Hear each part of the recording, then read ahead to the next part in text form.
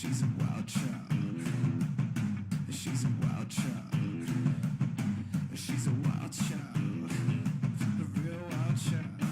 She's a wild child. A real wild child. She's a wild child. A real wild child. She's a wild child. A real wild child.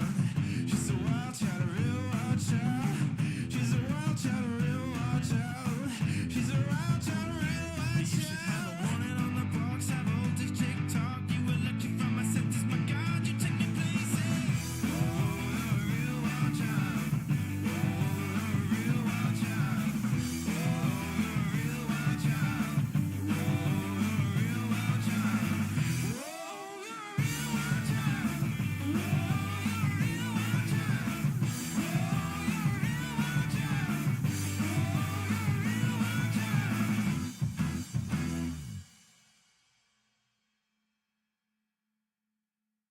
a real wild child. Little Jimmy's only 12 years old. His mother treats him like refuse. I crept through the screen door. I didn't mean to startle you. I look the other way. I don't know why. Flying off the table on your paperweight. I'm a motivator for electric blue. Mixing up my message, better bring a spade. I'm a generator.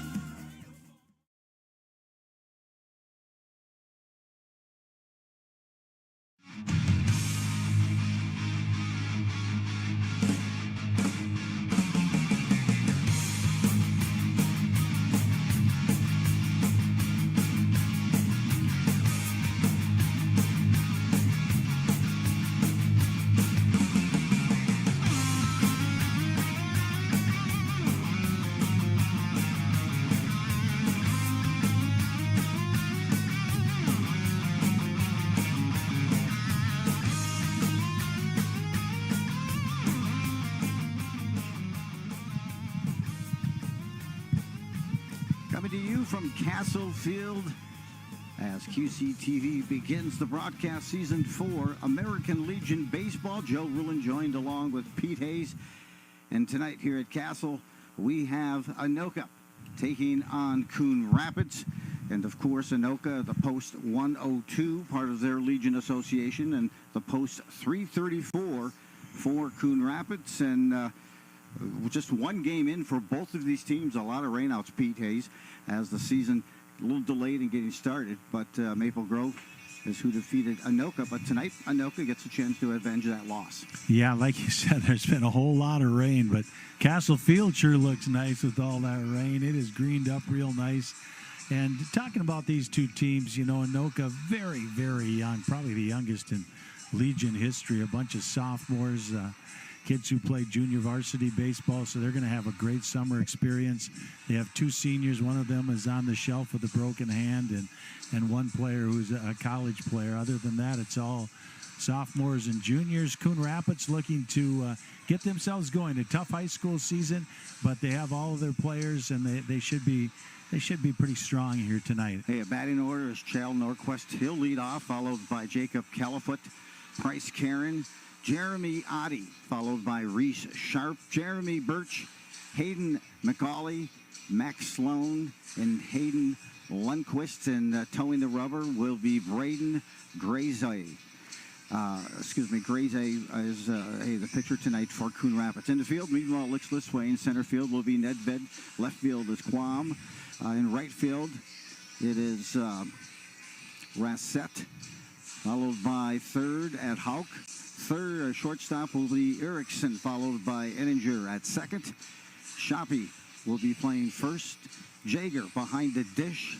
And towing the rubber will be Jackson Justice on the mound here for the Anoka squad. What can we expect from Justice? Well, if you ask him, he says he has about 7 pitches.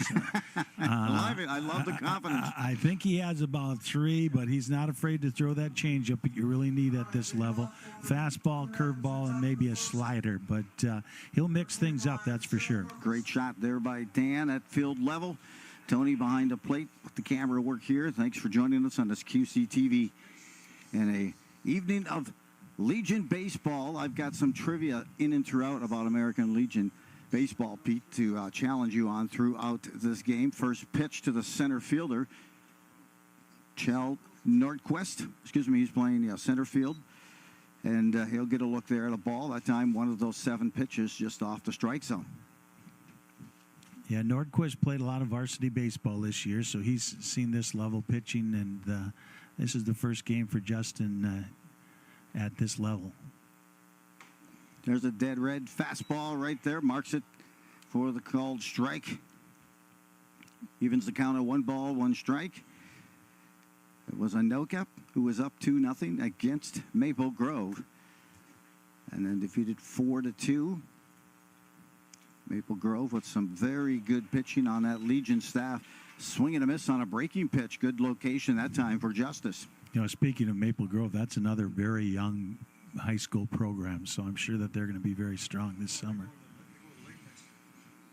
Set in here, the 1-2 delivery by Justice. Takes a little bit off of it and come inside on an off-speed pitch to even the count at 2 balls, 2 strikes. Very little wind during pregame. Now the wind kind of blowing across from right field to left field.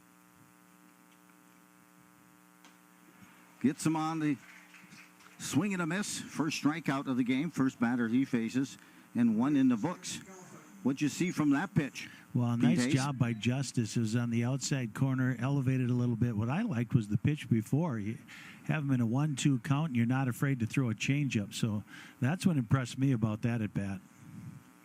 Second up here will be Jacob Califoot. Califoot in center field. It is going to be Nordquist at second here tonight for Coon Rapids. Out of the strike zone. Of course, a great benefit also, I always think, is to have that great catcher in Logan Jager.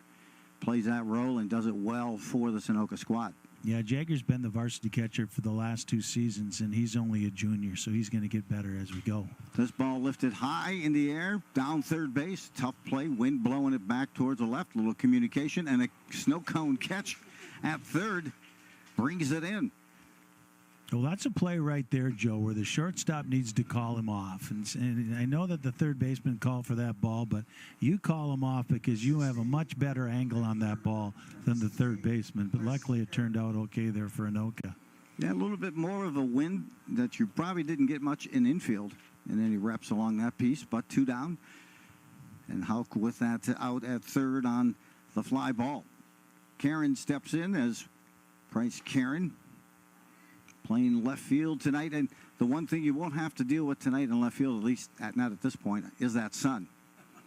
And I'm not sure if the bugs are out either. The Is that bugs can often get an pretty issue in bad left field? here at Anoka, yes. In all of the outfield, or do you think just left? I'm going to go with left. Pitch inside, but called a strike. And, hey, he's bringing a lot of off-speed pitches as Justice. On the inside part of the plate, great confidence. He's ahead in the count 0-2 with 2 outs here. Top half of the first. Coon Rapids trying to get their first knock. That pitch misses just outside.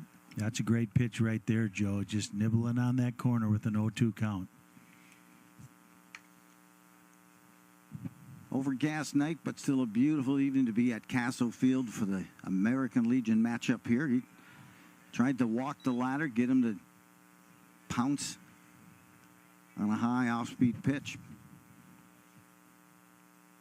Nice job on getting ahead. Then you can throw those pitches when you're up 0-2.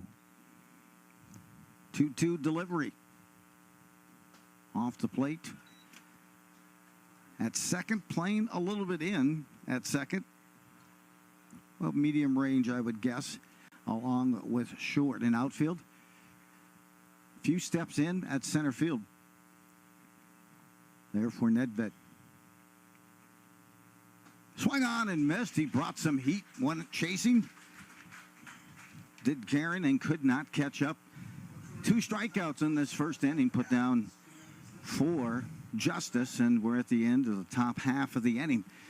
And now we're going to get a chance to see the defense for Coon Rapids, and also let's see what kind of barreling up the Tornadoes can do tonight. Well, that's a great job by Justice right there. You know, he has a little bit of confidence, a couple of strikeouts in the first inning. So nice job by Justice right there to set Coon Rapids down. And now, like you said, we're going to see what the Anoka Sticks can do. We had mentioned, hey, there was Jackson Justice, 2 strikeouts in the top half of the inning. Meanwhile, the batting order is going to look like this. It'll be leading off Jake Nedved.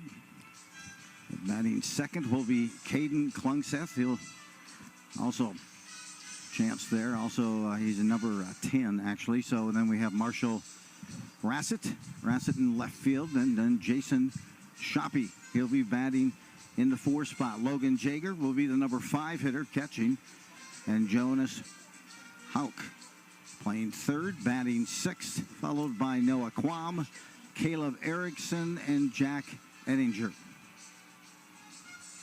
Well, Jake Nedved's the guy. He's the catalyst for Anoka. Lots of speed, played center field on the varsity, started the season as a shortstop, moved him out to center field, and he was great out in center field. And he can bunt, he can run, he can steal, and he's a junior, so he's the catalyst for Anoka. If they can get him on base, they can make some things happen.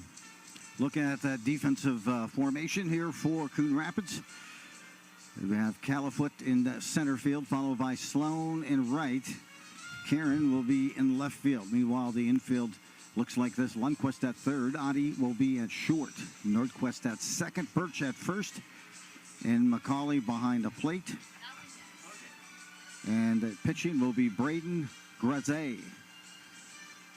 He had some time at varsity pitching. He's a southpaw, and we'll see what kind of stuff he has. Pete, you probably had a chance to see a bit of him as you were part of that Anoka Tornadoes varsity baseball team. Yeah, what we saw, you know, he has a big whooping curveball, but control was his biggest problem, as he showed right there on that first pitch that was way outside. But if he throws strikes, you know, he has a funky delivery out there, and he can cause some problems. Misses on his first 2 offerings, trying to nibble at that outside part.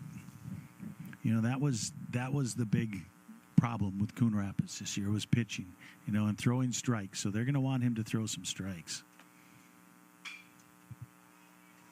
This one lifted. Center field there in time. Moves over.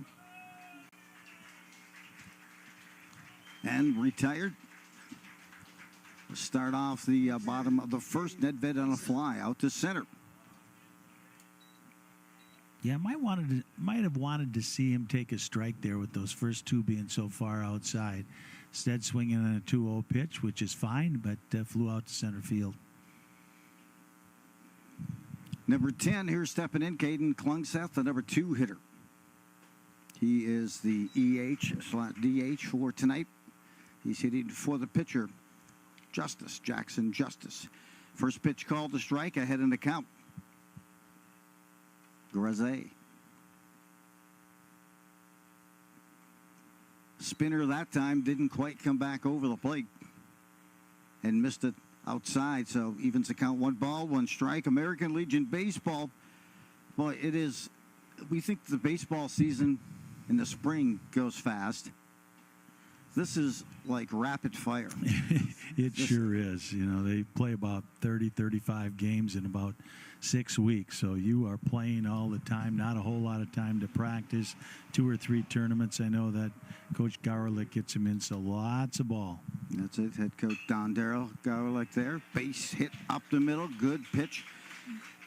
And Pete, there you saw he took a couple, did Caden, a couple of pitches, couple of strikes, and got that ball and barreled up to get the first knock of the game. Good piece of hitting there by Caden. And we move to the number 3 hitter, and Rossett Marshall steps in here. Rossett is playing right field. And batting third, also wearing number 33. We can't fit any more threes into that formula.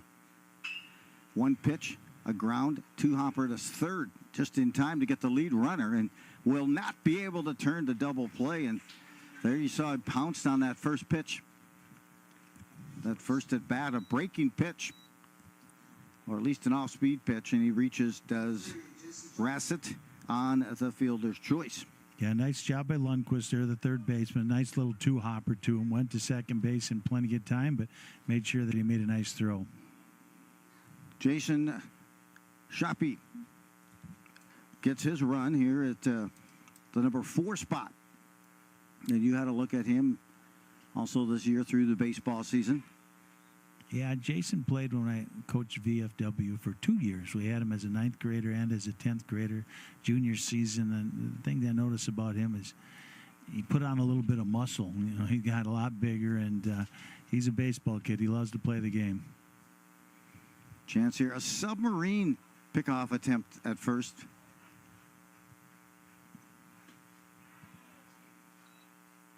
Graze that time misses on another pitch, but looking at him, just trying to, you got to think, Graze just needs to get ahead in the count instead of battling from behind. One runner on, 2 outs here from Castle Field. Another pitch that's off the plate.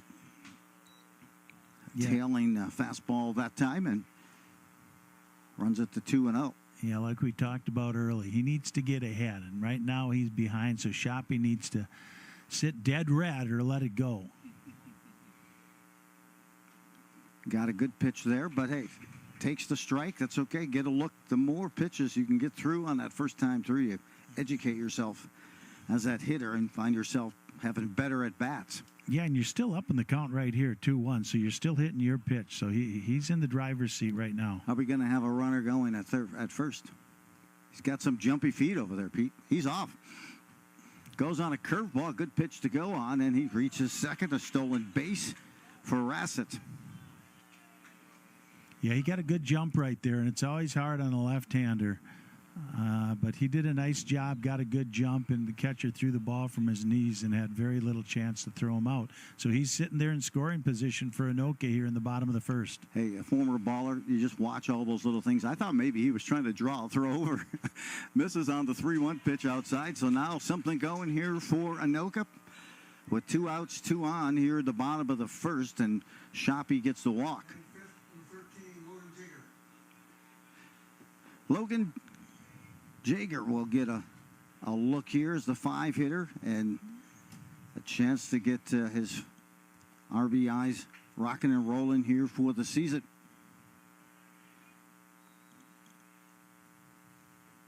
Launches a pitch in that 4-2 loss to Maple Grove on Father's Day. Jake Nedved led Anoka with 2 hits. I think that's all they had. But Maple Grove didn't have a whole lot more. He did not.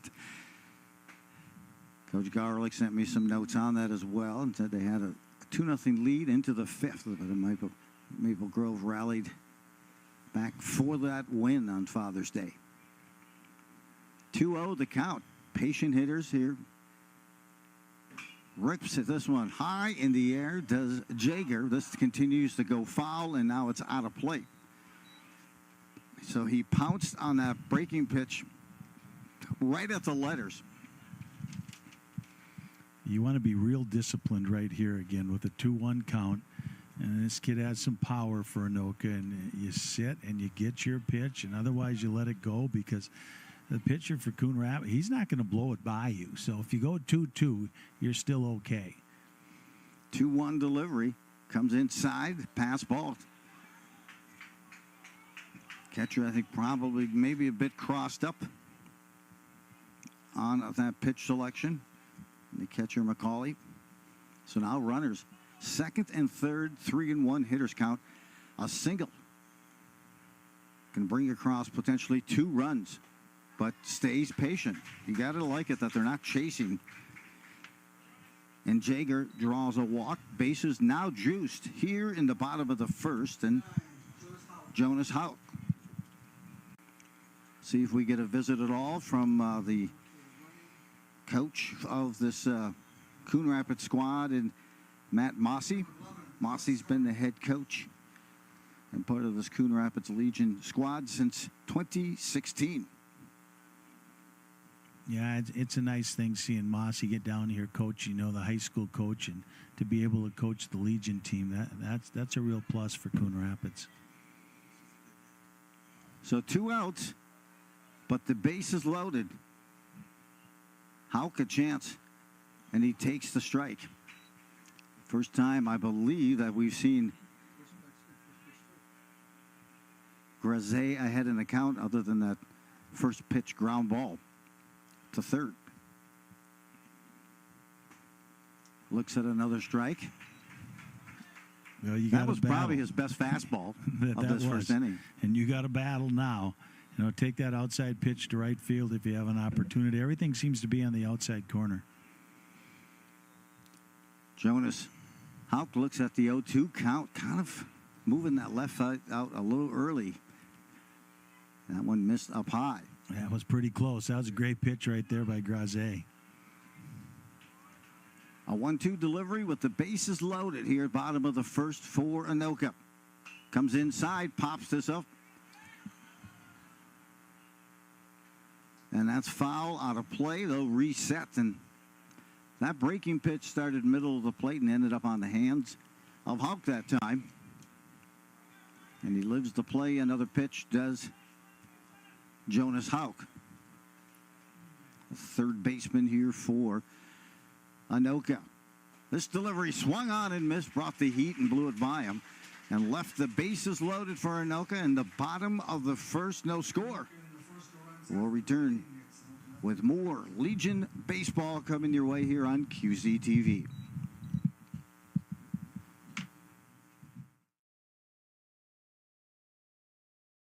We are Midwest Animal Rescue and Services, aka MARS. We are committed to serving both pet and parent, finding homes for animals that were once lost, left behind, and forgotten, while bringing harmony and enhancing education in our community.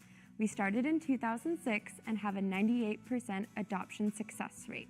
With the help of our community and people like you, Mars has saved over 21,000 animals. All of our animals live in foster homes as family members. Once they get adopted and go home, they stay home. We have a nonprofit veterinary clinic and dog obedience training services. We are actively supporting both ends of the leash, both people and pets, breaking down barriers and building community. Visit our website, www.midwestanimalrescue.org, to learn more and join our Mars community today.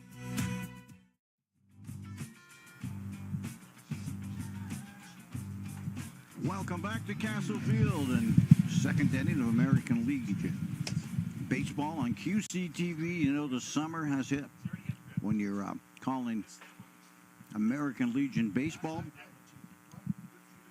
And plenty of teams here throughout the state of Minnesota. There is. American Legion. Yeah, Legion baseball's been going for a long, long time. I remember when myself, a lot of years ago, we won't say how many, but Legion was big there, and most of the high school team plays. You have a little competition now on these club teams, but still a lot of varsity players play Legion baseball. Number 4 hitter Jeremy Oddie steps in, takes a rip and a grip. Foul tips, a strike there called on the shortstop here for Coon Rapids. 2 strikeouts for Jackson Justice in the first inning. Comes inside. Yeah, Adi, one of the better players on the varsity team this last season, and he's another guy, if he can get on base, he can swipe one. Adi again at short, and see if he can find his way on as the number 4 hitter. Takes this pitch, fouls it down that first baseline. I think we're going to run out of real estate, although a good effort down at first that time by Anoka. Good effort there by Shoppy. So 2 strikes ahead in the count. Jackson Justice, and you'd love to see that. He's getting pitching ahead. from in front is so much different than catching up. Yeah, absolutely, and he's been ahead of 3 of the 4 hitters that he's faced. Nice spinner that time. That took some poise to take that pitch. As Audie just did here. It evens the count at 2 balls, 2 strikes. That left foot just on the inside chalk of the batter's box. Comes inside. Good pitch with conviction and command. Wow. 3rd strikeout as the first hitter of inning number 2 goes down. You know, he sets him up with that changeup, and then he comes with the fastball, and he has just enough zip on it to put it by 3 of these first 4 hitters. Reese Sharp, the DH for Coon Rapids. We'll get this going here as we have pitch that misses outside. When he comes inside, he seems like he really does a great job of staying on top of that ball, and some good arm whip by Justice. Inside he comes and works it inside. The hitter not really bothered how close that came inside was Reese Sharp.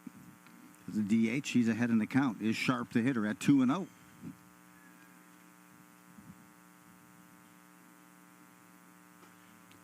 Good pitch. That fell off the corner. He wanted to check that swing, but went too far for that. Excellent pitch is what that tells me. That came from Jackson Justice. Yeah, great job. You set him up with a couple inside. He would have liked to have got a call strike, and then you go outside, and he couldn't hold up. 2-1.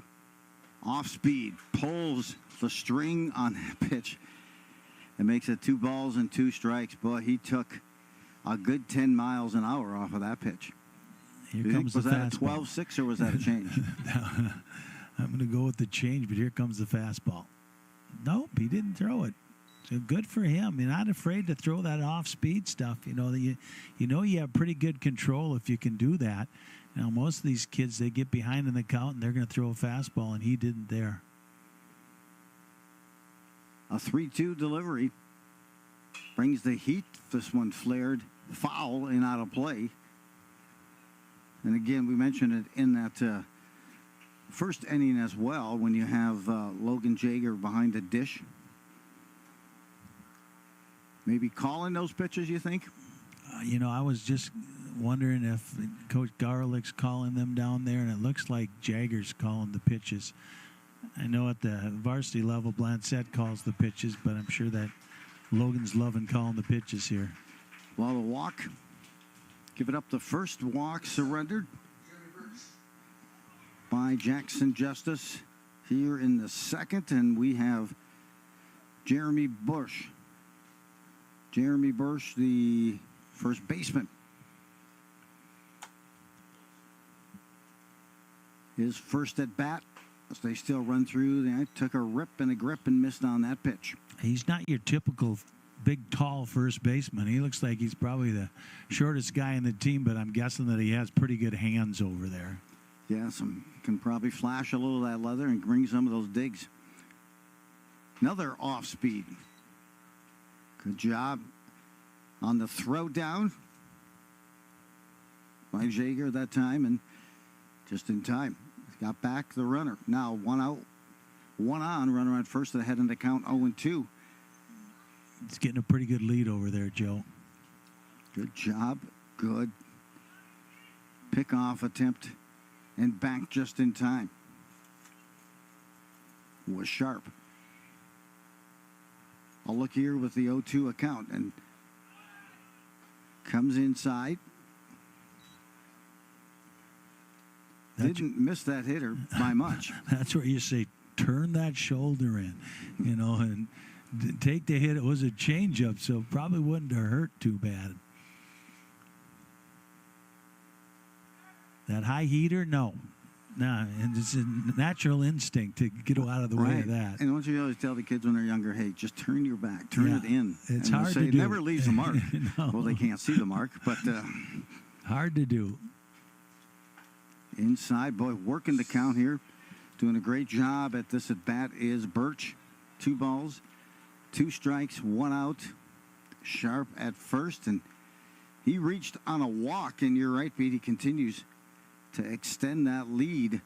Does Sharp at first. He's off and fouled straight back. Yeah, he had a pretty good jump right there. I think he had that base if the hitter went to foul it off. But hitter did a nice job. He had 2 strikes on him. You got to protect that plate. Tuesday night from Castle Field after some delays across Town Ball, Legion Ball across the way. On Monday night, of course, everyone's yard looks great with this sun and the rain, the high rain. You're just hoping you can get out there. You have a break where you can go out and mow it. Yes, or we could bail it. Or bail it. Yes, that is very true. Inside. Almost to walk the throw down. Got him. They got him on a dart. Jaeger with a dime to second. I didn't think there was any chance that he was going to get in on that tower, get the tag put on him here. As that pitch was down and inside. Almost a little hesitation, but Jaeger throws a dime to get the base runner. Sharp retired at second trying to steal. So 2 outs.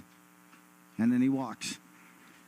Ahead in the count, 0-2 was Jackson Justice on that at bat, and then walked the second consecutive hitter. Now with 2 outs, and it'll bring up Hayden McCauley, the catcher.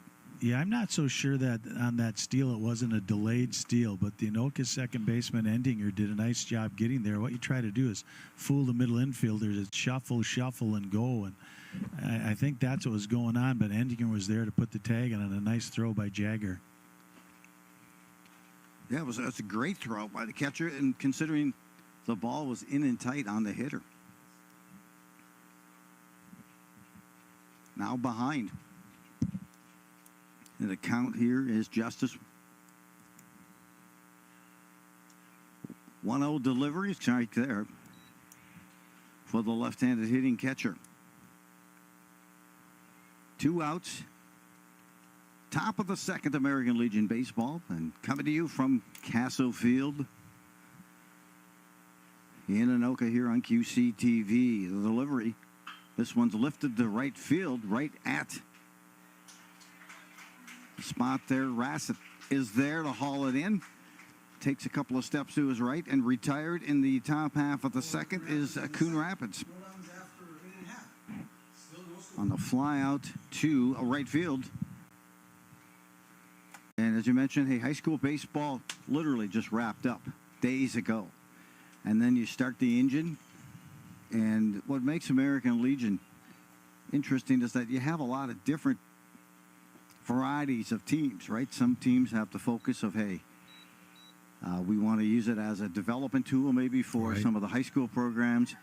Or, hey, St. Michael last year, and a couple of years before that, certainly some of the top teams in the state, and making it out to the Nationals and some of the Rakins out to North Dakota. And then it amazes me the variety of approaches. I grew up in a small town, played Legion ball.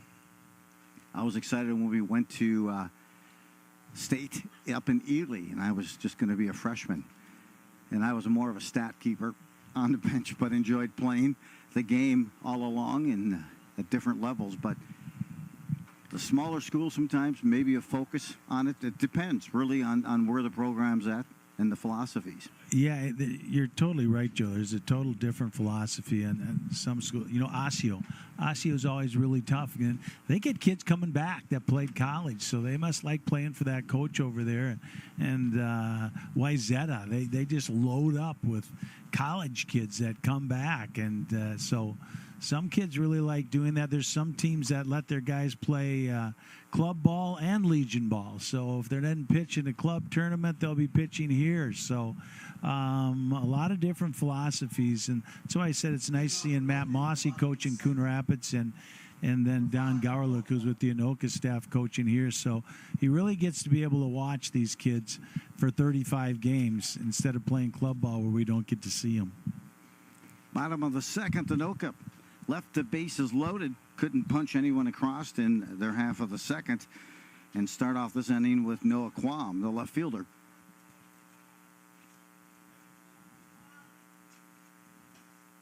Called strike the time. Greze had trouble finding that strike zone early in that first inning. And that one looked like it almost slipped out of his hand at the point of release. 2 balls, 1 strike. Kind of came back and found that command later in that first, including the strikeout to Houck to end the inning. That one again goes wide. When 3 he balls misses, and a strike. When he misses, Joe, he really misses. And it's not a hard call for the umpire, but he did a really nice job getting out of that bases loaded jam in the first inning. A walk here. So Quam, some good patience, reaches first on the walk, and Caleb Erickson, shortstop, due up now for Anoka. Anoka Legion post 102.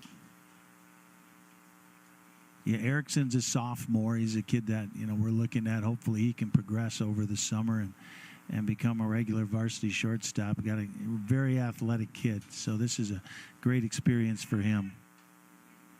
Squaring the bunt, at least giving that indication, was Erickson, and the throw went over the first. As Quam was trying to grab an extra step. Number 8 hitter in Caleb Erickson in the box. Squares again, this time a straight steal. This one's almost in at the center field, if not knocked down by the second baseman in Nordquist that time for Coon Rapids. So stolen base for Quam. So now runner in scoring position. And the 1-0 count, I believe. Well, they got him down to second base. I wouldn't be surprised if they try to bunt him over at third base. But yeah, I think you pull back on here. that bunt attempt and see if they give him another bunt opportunity. Yes, they do. And he goes back to second. I like where he's squaring around early. You giving yourself up. But at least you got yourself in position.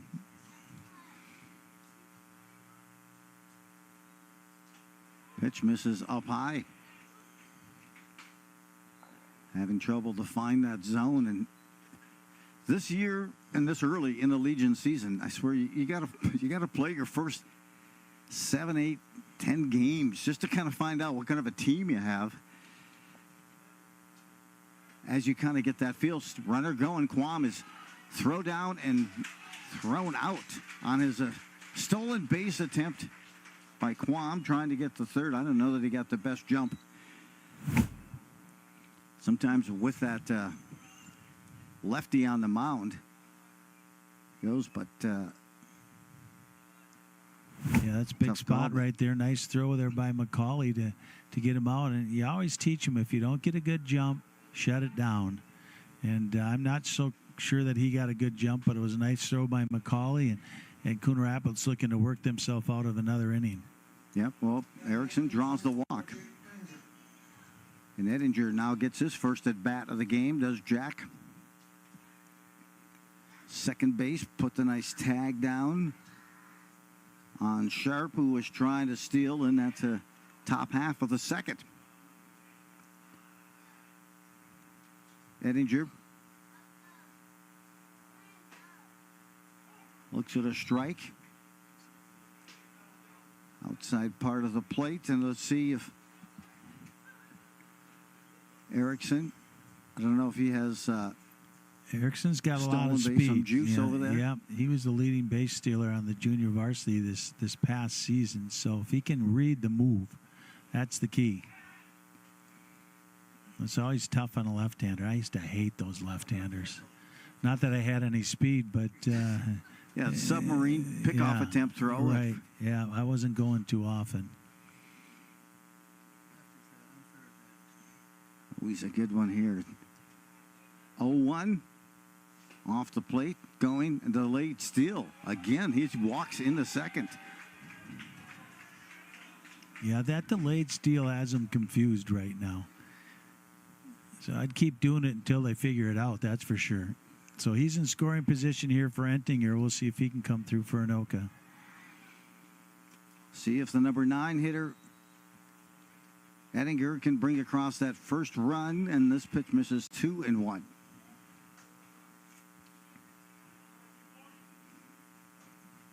One out, and what do you think? What are the odds of Erickson trying to steal third? I don't know. After the last guy was thrown out, I don't think I'd be going anyplace. Left that one up around the letters. Did Grisey, and just underneath, just missing on that swing was Ettinger, fouls it straight back to even the count at 2 balls and 2 strikes with 1 out. Anoka has reached base twice this inning, both on walks. A spinner misses outside. 3 balls and 2 strikes, and we're going to see here because they'll flip the lineup. And Nedved, the leadoff hitter, I'm sure pretty anxious to get another at bat. There's Jake after picking up 2 hits against Maple Grove. 3 walks in this inning. Yeah, he's thrown a lot of pitches in these first 2 innings, that's for sure. Grisey having some trouble finding the plate. So runners first and second, 1 out, and now the leadoff hitter Nedved will step in, and he'll see if he picked up any tutorials from his first at bat.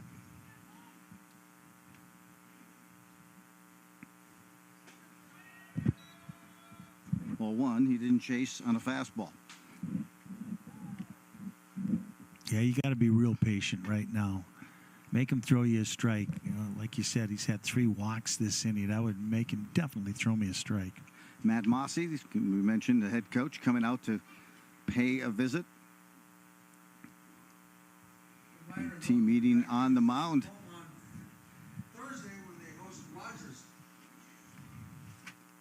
Some good action here at Castle Field. Coming up in the next couple of days as well. Some town team ball. The Bucks and the Aces tomorrow night here at Castle Field. And then it'll be Rogers coming to town to take on this Anoka Legion team. On Thursday, this field's going to get a lot of use, kind of like that field in Sacramento where the Oakland A's are playing their games. I had seen that they're going to have 155 games played on that field in 161 days. That's a lot of baseball. And that's not an infield. Ask many of the players, or that dirt, or even the batter's box that was built for MLB. Great lace. Nedved saw the pitch he wanted right out of the gate, but a little too overzealous on that swing and ahead on that foul ball rip. Yeah, he's not up there looking for a walk, that's for sure. He's a confident kid, and he's going to hit anything that's close. The center fielder.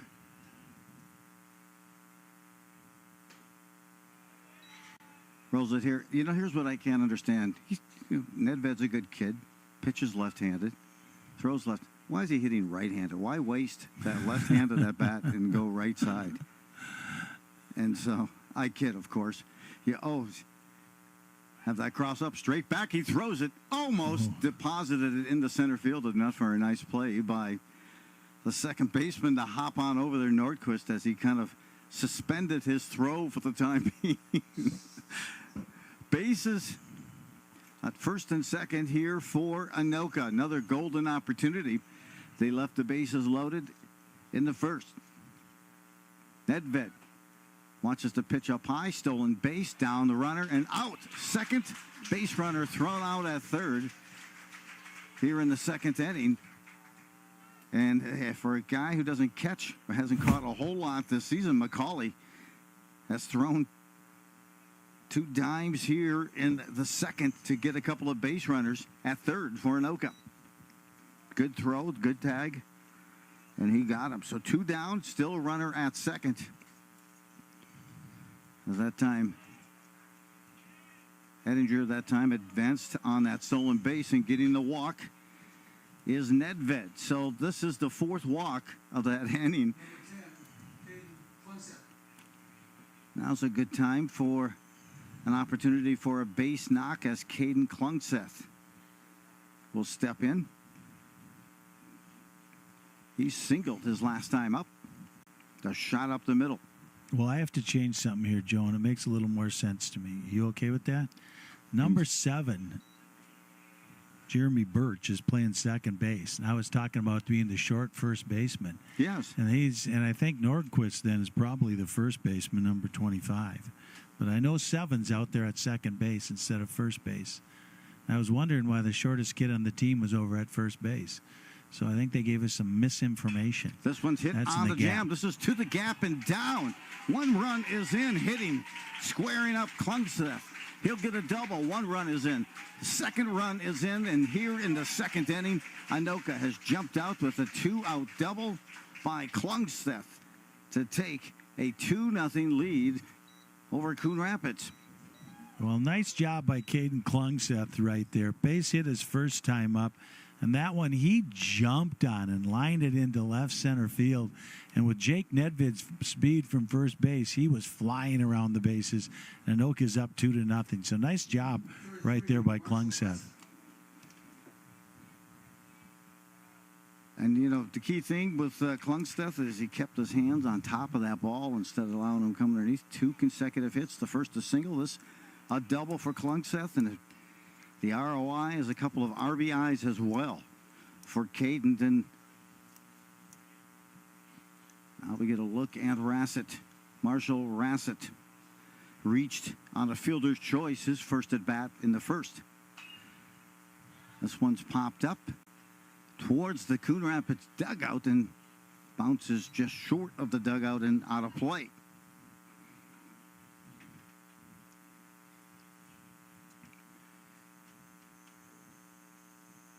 And made another observation. 8 is at first base. And 25 is out in center field.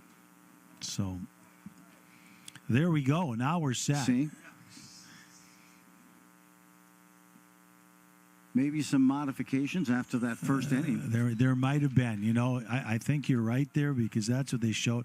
But I'm watching the first baseman, Jacob Califf, running, and he is not running very well. Califoot? No, Califoot is not running well, so he probably was out there in center field. So, but his last name was Califoot. You think he's got to have foot speed. Well, but inside foul, checked a swing, just enough to live to play another pitch. That was Rassett. Yeah, he's not moving well over there, but here's Rassett up in 2 strikes. Going to have to protect the dish up there with this runner in scoring position out there at second base. Watches his pitch up and away. You could see that Grise wanted that as a called third strike, but did not get it. Yeah, when you're struggling like he is, you want that one. You want it bad. 2 balls, 2 strikes, 2 outs. 2 runs in here in the second. Those 2s are certainly wild. Inside throws behind the hitter. That'll keep you loose. A little, yeah. Now you wonder what's coming here. He tried the outside part of the plate. Now he threw behind you. And we got a 3 balls, 2 strike count here. I got to think we're looking fastball. The gold dead red. Gets a dead red, but pops it up. Making out. Short appears to be there in time to make the play. He does. A fly out to short for Rassett. And meanwhile, Anoka retired in the bottom of the second, but not before putting up a crooked number. 2 runs, and they lead 2-0 after 2 complete here at Castle Field.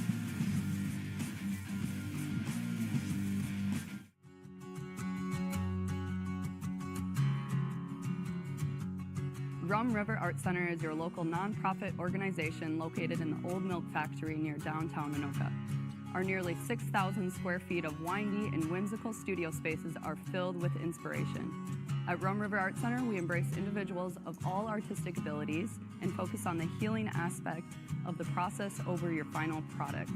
We pride ourselves in offering classes with a huge variety of mediums at an affordable price. From one-time ceramic wheel throwing classes to multi-week painting courses, from creating at the Art Center to finding us at your local library, we believe art is the catalyst for connecting human beings to each other and themselves.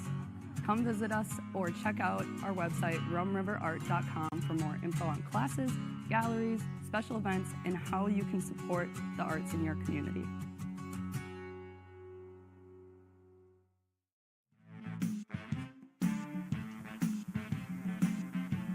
Castle Field is where we are tonight here on QCTV. Joe Rulin joined along with the great Pete Hayes. And it is a 2-0 lead in American Legion baseball. As Anoka has that early 2-0 lead after a 2-out single by Klungseth in that second inning. American Legion baseball, no matter, it's the North Hennepin League for American Legion baseball. And I've got an early need to know by Joe for you. Question for you, Pete. Need to know. I need to know. Okay. I'm going to give you a number. This is going to be like Karnak. Okay. And Johnny Carson. I know I'm dating myself on that. But tell me, what could be Jeopardy? 377. 377 on the need to know by Joe. What does that number reflect? As the first pitch to Sloan is down and away by Justice. 377. Man, oh man. And it relates to American Legion baseball. 377 teams in the state of Minnesota. Yahtzee. See, you got it. That was a pretty good hint. You got it. And then, hey, 276. That's, I stand corrected, 282 teams. 282 teams is the next state closest to Minnesota with the most American League baseball teams. What state does 282 Well, represent? it's not Iowa because they play high school baseball in the summer. North Dakota plays a lot, but I don't even know if there's that many cities and in Iowa North used Dakota. to play 3-on-3 basketball. Do you remember that? Yeah, I don't know. I'm not going to make 6-on-6 on the court. make any comments on that, but 282 teams. let's go with Illinois. Had Jeff Nelson, super fan in here, trying to get his guns at North Dakota, I believe. It's Pennsylvania. Pennsylvania. Swing and a miss and a strikeout. Retired is Sloan to lead off here in the top half of the third. Well, that's what you ask from your pitcher right there is come back in, throw strikes. Don't walk anybody. Make them earn it. You put 2 runs up on the board, and Justice comes out and strikes him out. So nice job by him. Some might say justice prevails. Justice did prevail there. That's for sure. I'm not attempting to get political at all. But of course, we have Jackson Justice. That is strikeout number 4 for him. As we are here in the bottom or the top half of the third, Hayden Lundquist steps in. He's had a chance to look at a series of pitches. Meanwhile, as we talk about the number of teams participating as well with a number of teams for American Legion, Nebraska is third with 276 teams. So Minnesota, 377. Pennsylvania has 282. Nebraska, 276. And then Wisconsin, 218 teams. And then North Carolina in the top 5 with 105. Well, the Gopher State, they play it here at part of it here at Castle Field, and you see teams from Nebraska. You see some really good teams from Nebraska, some really good teams from North Dakota. I know that Gopher Classic is just phenomenal to watch and great ball. Up and in, missing there. Now full count, 3 balls, 2 strikes, 1 out. Excellent ball across the way, and last year the World Series of American Legion baseball swung on and missed. You gotta love the velo, the get up and go on that high-paced fastball coming the way there from Justice. Yeah, I think of the 5 strikeouts that he has, probably all 5 of them have been a high fastball. You know, and he's not afraid to throw that changeup and that curveball. But when it comes down to it, that's his out pitch. Yeah, he's making them chase. Back to the leadoff hitter and Nordquist. Not too much of that Norwegian Heritage going on. We've got Lundqvist and then Nordqvist as a leadoff hitter. Chell struck out his first time up.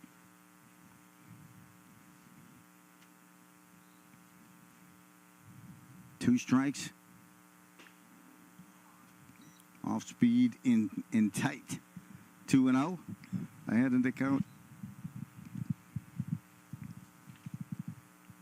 This is one of the first times that he's fallen behind the hitter. I'm interested what he's going to throw here. Came with that outside fastball. Hey, that's a good spit. It's right off of that edge. Just right off the edge. Probably exactly. call the ball, but when it's coming in hip high, you see it, you got to put a swing to it. 2-1, now to count. Justice looking to strike out the side. He's almost there. 2 balls, 2 strikes, and 2 outs here in the top half of the third. Also playing tonight, American Legion Baseball, Spring Lake Park versus Osseo. You mentioned Osseo. They've had quite the history as well of Legion ball and success there. Brooklyn Park is at Rogers. Meanwhile, Westfall Armstrong taking on Maple Grove, and then Champlin is taking on Lionel Lakes. 2 balls, 2 strikes, 2 outs, and the delivery by Justice. That's going to be a fly out to center. There's Nedved.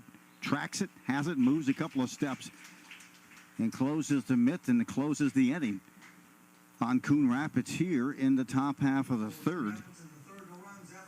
And some good pitching so far.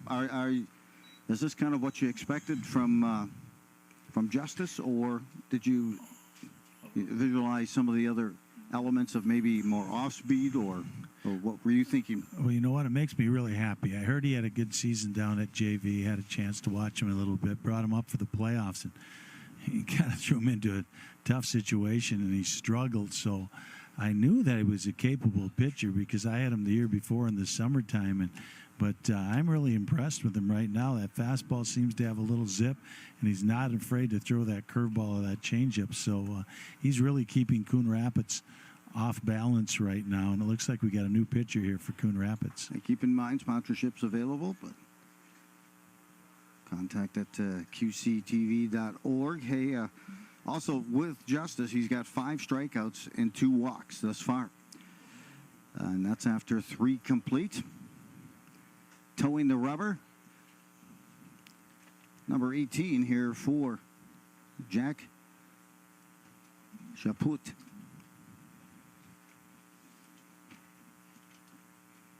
Yeah. Chaput that time is getting his first pitches, and first pitches for Legion. I can safely say that because it's the first game of the season for Coon Rapids.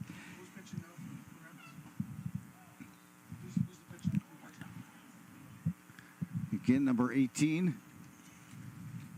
Chaput gets his final throws in. A right-hander. I'm not sure if the starting pitcher's on the bench. I'll survey the outfield to see if he found a spot there. So Chaput gets his look, pitches, and now leading off as a number 4 hitter, Shoppy, Jason Shoppy.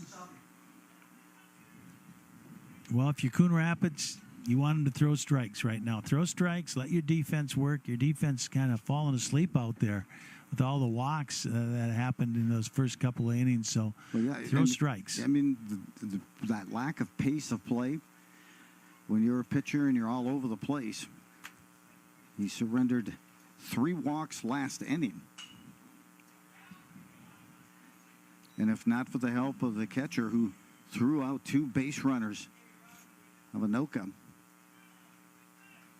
the outcome could have been even worse than the 2 runs that Anoka put up in that second inning. Bottom of the third here, and looked like it had a little spin on it, but it didn't spin back quite the way he wanted to, and right over the top of Shoppy's head. I think he's lucky it didn't hit his bat. It just missed his bat, but it had some spin on it. I could see that.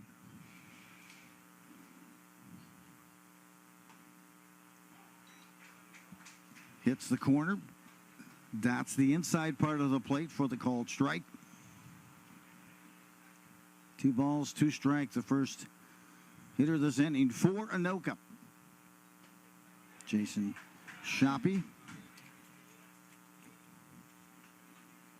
You know, you were talking about Full the high count school here. season, Joe, and a couple of ABC schools going to the state tournament in Andover and Champlain. Wouldn't you know it, they ended up playing each other in the first game. But I was here when Blaine was playing Andover in the section finals, and I'll tell you what, this place was packed. And I had my season tickets out there in right field by that pine tree, you know, and I was out there just enjoying the game from a different view, but there's not a bad seat in the house here. Yeah, I was up in Superior, Wisconsin, calling the Duluth-Marshall game with Marsalic.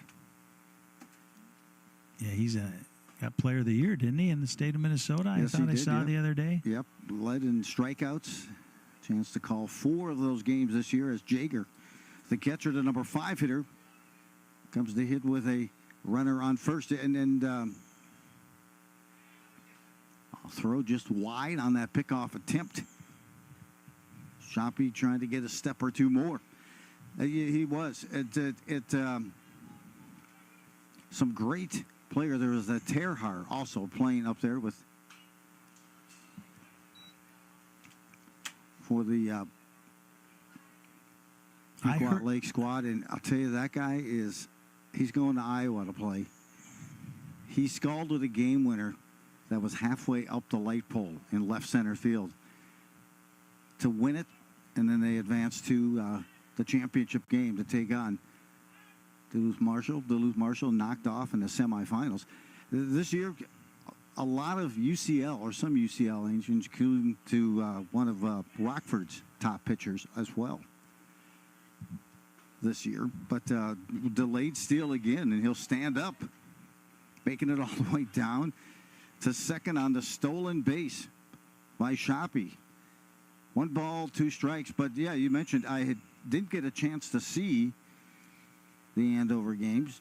Jim Childs was giving me some updates while I was calling the game. It was played up at Wisconsin Superior University.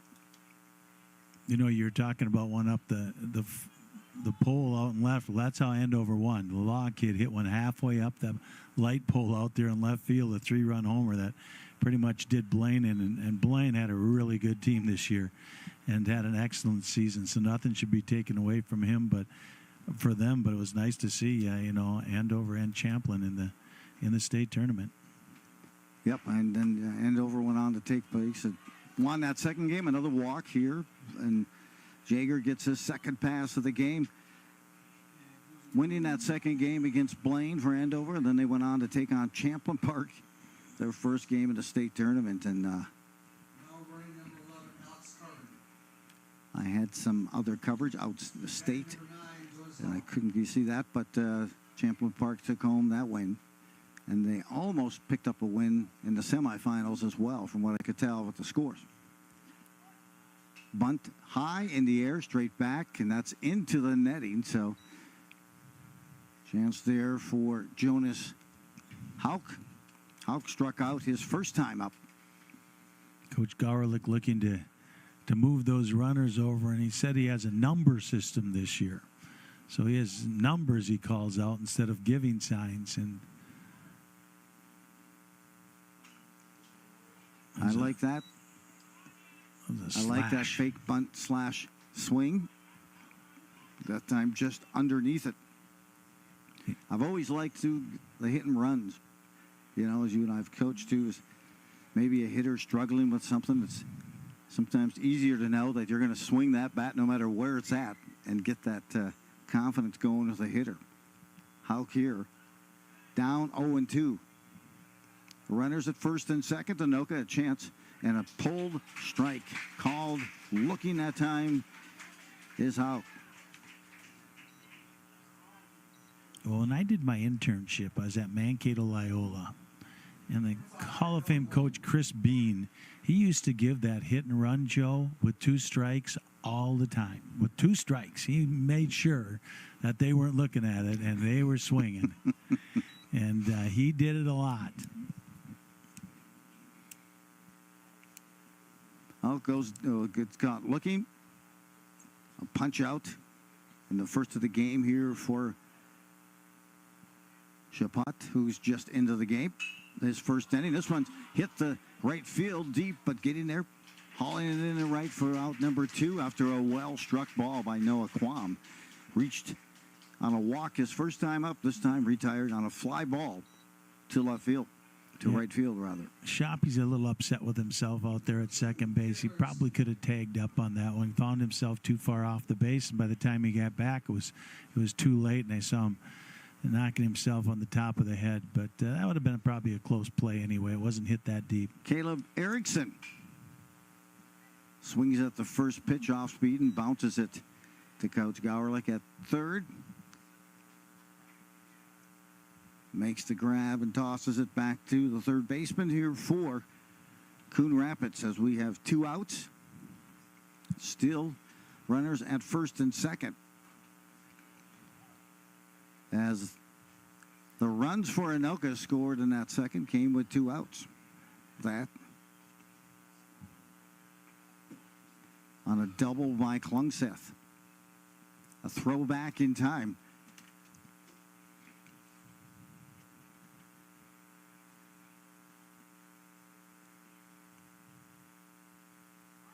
This one laced foul. Reset here with an 0-2 count. I like seeing that Coon Rapids knows some pickoff plays at second base, trying to hold those runners close, and that might be making the difference in them being able to throw them out at third base. This pitch misses just inside. American Legion team.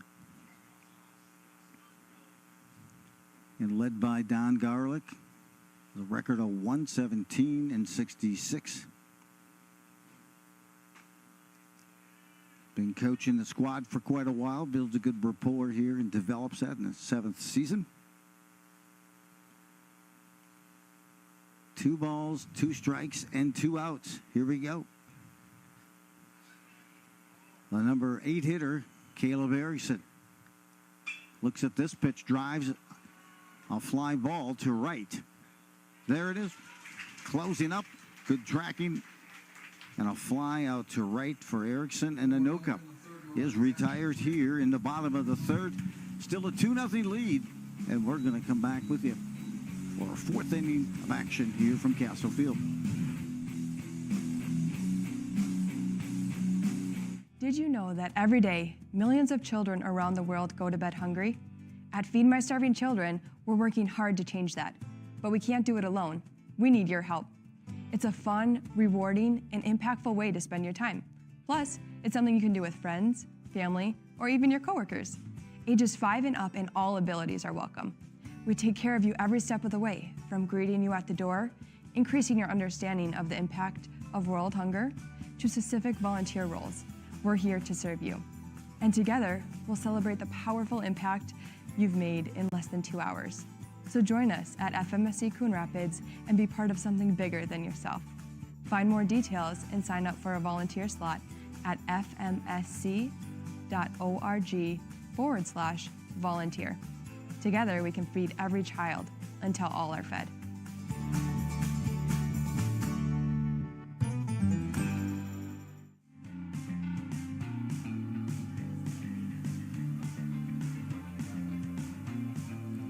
Tuesday night baseball here from Castle Field. Joe Rulin along with Pete Hayes.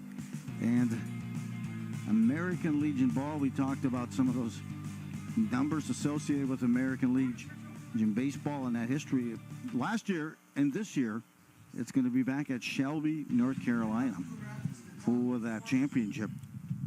That's a good baseball state, North Carolina. They play a lot of good baseball there. I have some good college teams out there. And had a chance. I'm watching a little of that College World Series. I love that stuff.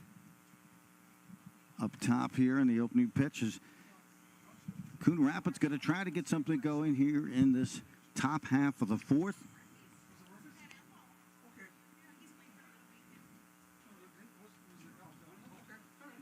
Jacob gets a rip on this pitch and sends it to left field. Gathered in there. And out number 2 on the fly ball. barreled up, just the hands a little bit underneath it, and that's a fly out to Quam in left field. I think that's one of the first 2 pitch at bats we've had all game long. Has been. We were talking about that in between innings of, wow, it's a lot of pitches, a lot of watching, and maybe now that they're getting their second at bat here for Coon Rapids, the number 3 hitter, Price Karen. They're getting their second look here at Jackson Justice. Justice, 5 strikeouts, just 2 walks.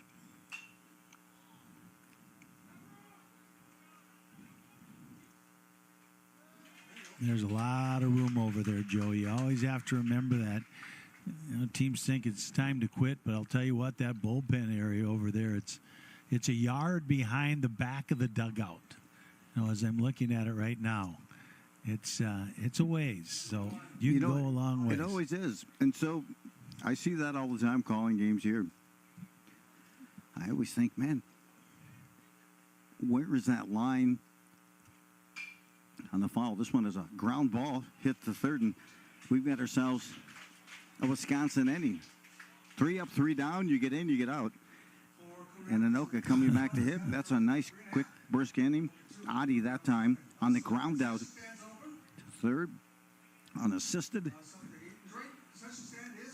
And that takes us to the bottom of the 4th.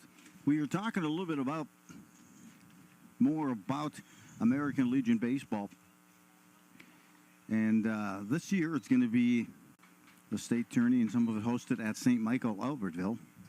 That'll be on July 31st through August 3rd. And just everything about the Legion, American Legion season moves at such a rapid-fire pace, including this, some great baseball not far away at St. Michael, Albertville last year. And you get a chance also to see some of the playoffs at Osseo as well for the District 10.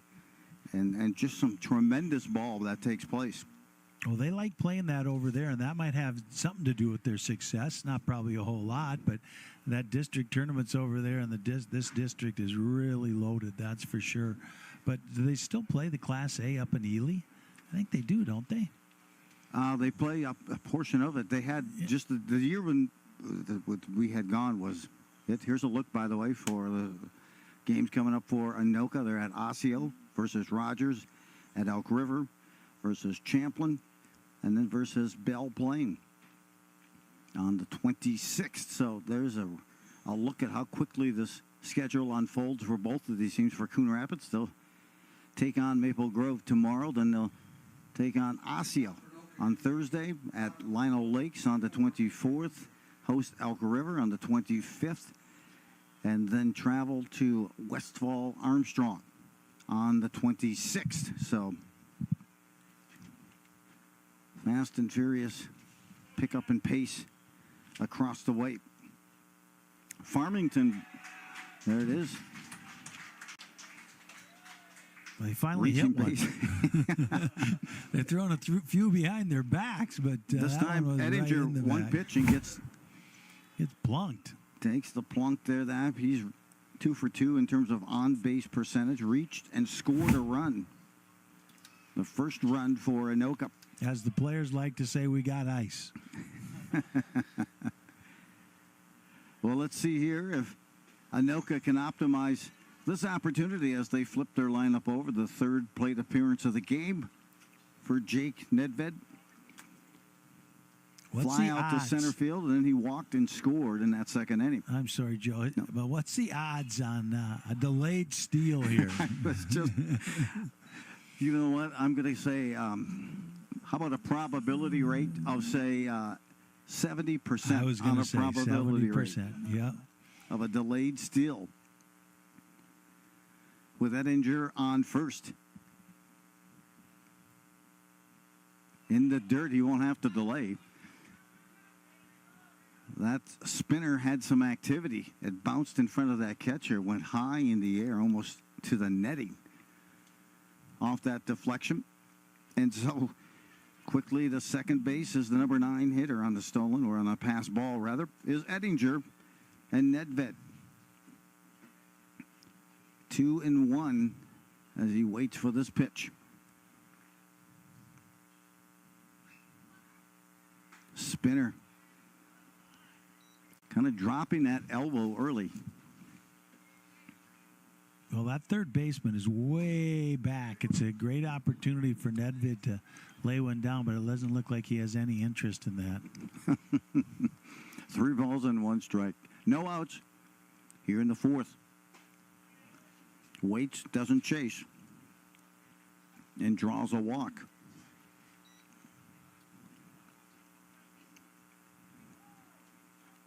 Well, here comes Caden Klungseth. He's got a couple of hits here for Anoka so far. It might be the only 2 hits. And that would be correct. 2 hits a game here. The only 2 for Anoka, but they have reached base on. Right now I have 9 walks. 9 walks. That includes a hit by pitch. Well, and that's been the problem with Coon Rapids this whole season, the high school season. It's the same thing. You know, they could play pretty good defense. They could hit the ball a little bit, but they had a lot of walks. Some bullpen activity for both the squads right now. Get you updated on those.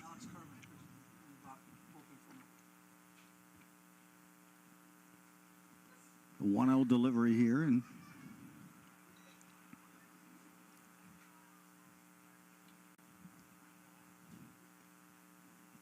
that's down and low. So 2-0. Time is called.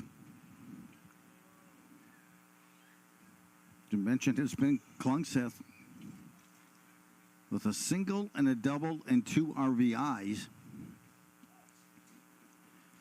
2 RBIs came in the second. Those are the 2 lone hits thus far here for Anoka as he watches another pitch outside.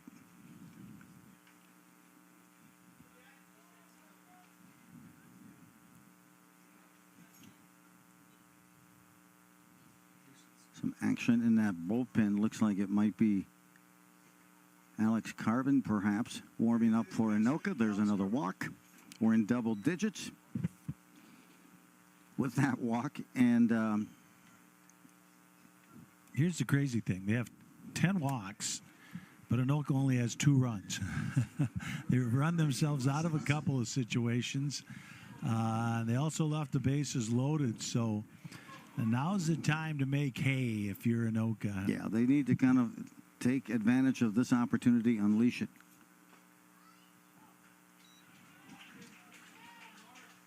Well, there's a start. He got ahead of the hitter, so that's a good thing.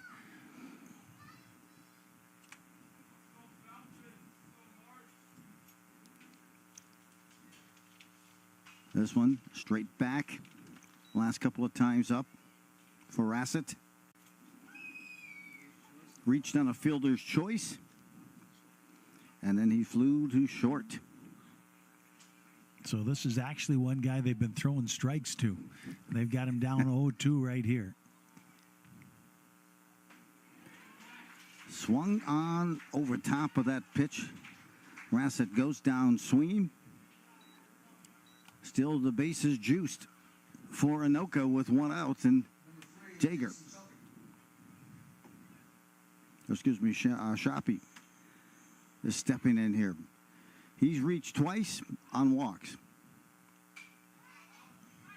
Well, it looks like Coon Rapids has them up on the corners and halfway back in the middle. Yep. Double play there.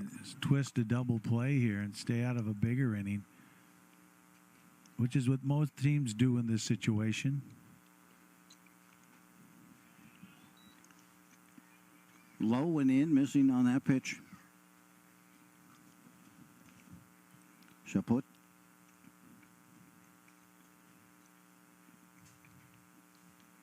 A 1-1 pitch into the delivery home. 2-1. Boy, it's almost like these pitchers are trying to throw too perfect. Yeah, when they miss, they're really missing, though, Joe. At least that first guy. And this guy he's missing by quite a bit when he misses. The called strike there. 2 balls, 2 strikes. And again, as you said, first and third in on the grass. Pete, and second and short at double play depth. Well, he's battling right now. 2-2. That's what Shoppy needs to do.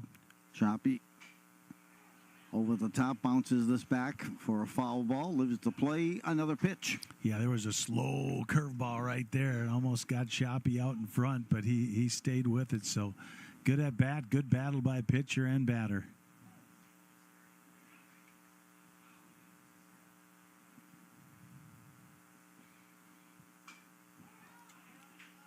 He throws Can't quite it again. get the timing down on that spinner. Over the top and another foul ball. I like where both of these pitchers aren't afraid to throw a curveball or a changeup with 2 ball and 2 strikes. Showing a little confidence in that pitch. There's a ball hit, and that finds its way through for a base knock and an RBI there for Shoppy. Just got the bat out there, and that ball just kind of bled its way through to the outfield grass. I think it died before the right fielder got a chance to get to it, but it's a single and an RBI there for Shoppy. That was an impressive piece right there, Joe. 2 balls, 2 strikes, throws you a couple curve balls.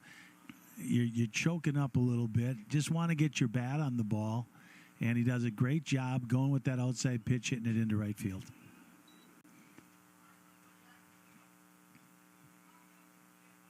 Jaeger here reached with a couple of walks himself, the number 5 hitter. Ettinger scored on that base knock. Ettinger on the evening with 2 runs scored. So he has scored 2/3 of the runs here put across by Anoka as we are in the 4th. 3-0 lead.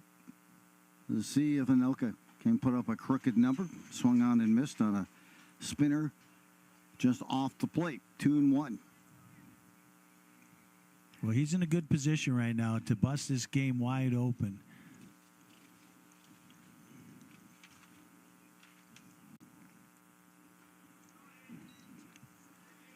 Good poise there on a pitch that was nowhere close. Nice job by McCauley there, getting out there and knocking that ball down. Jaeger sitting on a 3-1 count. Make that zone small. Sit on that fastball. Hit it someplace. Ready, here's the 3-1 pitch and a ground ball to short. Get the lead runner at second. Lose the ball on the exchange. They'll call him out and the transfer to call. So a force out, fielder's choice for Jaeger. One more run comes across for Andover, and that was Nedved.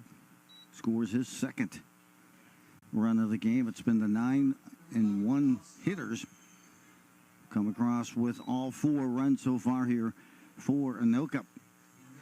Well, he didn't hit the ball hard, but he did the job, and he hit a ball just slow enough so they couldn't turn it over on him, but he did a job. Instead of striking out, he got that runner in from third base, and Anoka has 2 more on the board. And he mentioned, if you're a fielder, you're like, oh, come on. It's so tough to stay so focused when, well, I'll be honest, 80% of those pitches are missing, and you in the field are just trying to keep your head focused and ready for any activity. He's down in the count here, 2-0. Runners at first and third. Well, we've gone an hour and 20 minutes, and we're not quite through the 4th inning, and it's only a 4-0 game. If it was 9-5 or something like that, you might say, okay. Called strike that time on a fastball that hits the mark. 2-1.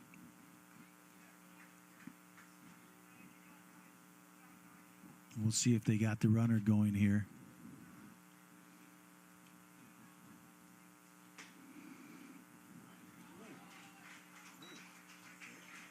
Well, it might have been a little outside, but that's okay. That's okay, exactly. I totally 2 understand strikes. the umpire. Let's totally understand That's him. going. 2 balls, 2 strikes, 2 outs, and 2 on. Lifted foul. Jonas Hauk at third base. Would like to get a nice single here. He struck out his first 2 times up. Swinging the first time and caught looking. His second at bat in the third. High spinner, didn't check his swing. He goes down. Third strikeout here tonight for Hauk. And meanwhile, Anoka pushes across another crooked number. 2 more runs. They're up 4-0 after 4 complete here at Castle Field.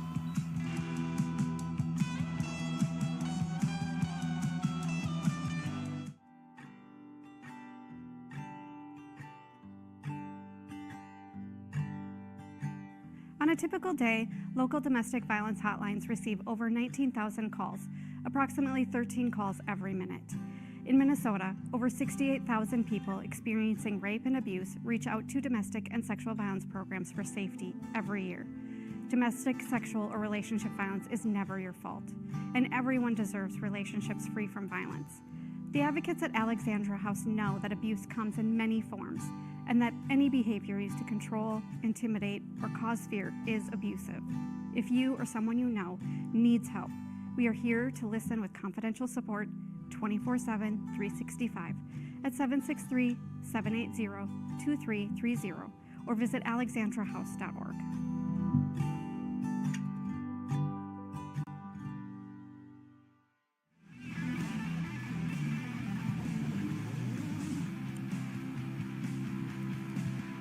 Welcome back on this QCTV sports presentation. Joe Rulin along with Pete Hayes. The super fan just down to the right on the PA and adding some input from time to time. Uninvited, of course, input as it's a What's new? top half of the 5th, and it's a 4-0 lead for Anoka. American Legion Baseball. This the first game of the season here. Covered for QCTV. A lot of rainouts have happened across the way. Last night, I know another game that was going to be covered was the Low Gators in Forest Lake and Metro Mini action, but a rainout for that game as well. Anoka 0-1 after their loss to Maple Grove. Try to even their record here against Coon Rapids here in the 5th. And, you know, a 1-2-3 inning for Anoka defensively. Their last time up, and Sharp steps in here. You know, I think that's what gave Justice another inning. A couple pitch counts, in his favor and getting out early, and is doing a really nice job out there for Anoka, and that's a 2-pitch at bat. So getting ahead and making hitters hit his pitch. There's a foul ball, a fly out. Birch now gets a run. Birch has reached on a walk. And I'll tell you, the portfolio and the numbers been impressive here for Jackson Justice. He's in the 5th here with 1 out. He's just walked 2. He has struck out 5.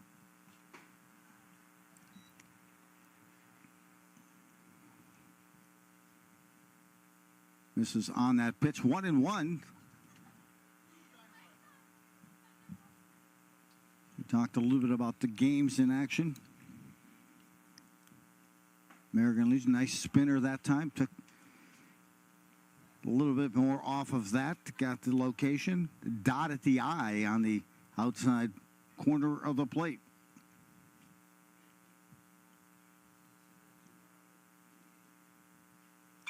This one's lifted in the air. Coming in, Nedved has that. He's about 10 yards off the infield by the time he runs that down. Good coverage by Nedved. Gathers it in. Well, Nedved's going to go get everything, and we found out that he's a really good center fielder, and he'll run from pole to pole, to get a ball, an old shortstop. So he wants the action, and he's going to go get everything out there. You have Nedved, and then you had Ned Lind. correct, We did. on the staff. And we have them both back next year. And Nillen was the left-handed pitcher, right, this Yes, past year. yes. Right? Good pitcher. Some great for us. outing. Up and in, no. Called the ball. 1 ball, 1 strike. Going here in this 5th inning. Got to be impressed, though, with the performance here of Jackson Justice. Boy, he did a great job. He froze the hitter on that pitch. Just didn't think that one was going to hit the outside part of the plate, or at least not even get that pitch. Hayden McCauley down now 1-2. You know, I know a guy, Joe, that's really happy watching this. Is Coach Plancette just texted me. He's out in Wisconsin. And we'll forgive him for that. That's where he grew up, watching the game with his dad, Big Jim, who's recovering from some surgery, so we wish him well. But I'm sure that he's very happy seeing the way that Justice is pitching here. Yeah, I like how that ball comes out of his hand. A nice spin, good release. And when it comes out with that fastball, it just kind of surprises the hitter. I think it's got some extra jump, some velo. He really does, and he's not afraid to throw those other 2 pitches. 2 balls, 2 strikes, 2 outs. Here we go with a pitch that misses up high. Again, just 2 walks in 5 innings of action here for Jackson Justice. 5 Ks, looking for the 6-pack right here. A 4-0 lead and a strike. No, missed the outside part of the plate. Boy, that was close right there. Awfully close. 3rd walk of the game. And now the number 8 hitter stepping in and coming to bat here is Max Sloan.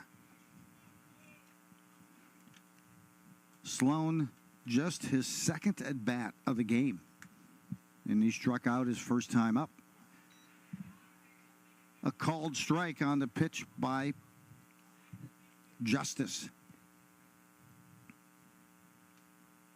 He's getting ahead of a lot of hitters. That's been key for him. Then he can throw what he wants to throw. This one's hit hard to center field. Going to give a chase. Back there, backpedaling, has it. And underneath it is Nedved to make the play. Probably the best struck ball of the night by Coon Rapids. Takes it deep to center field, but Nedved backpedals and makes that catch to retire.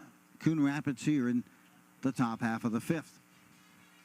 Yeah, I'll be curious to see if, oh, wow, we're done for now. They pop it here and get to some of that music. We got Coon Rapids coming back here as a little stretch, 5th inning stretch, some music going on here at Castle Field. I didn't know if we were at break or not. Guess not. Right, Joe? Are we live? We are back here, yes. Oh, man. Here at Coon Rapids Legion. This is Anoka, Castle Field. Here's the temperature, 73 degrees. It is a spectacular night to be outside. I hate to say this, but no mosquitoes. I have yet to get a mosquito bite this season, and now I'm sure I'll be, converged on my walk to my vehicle at the end of this game. Humidity 72.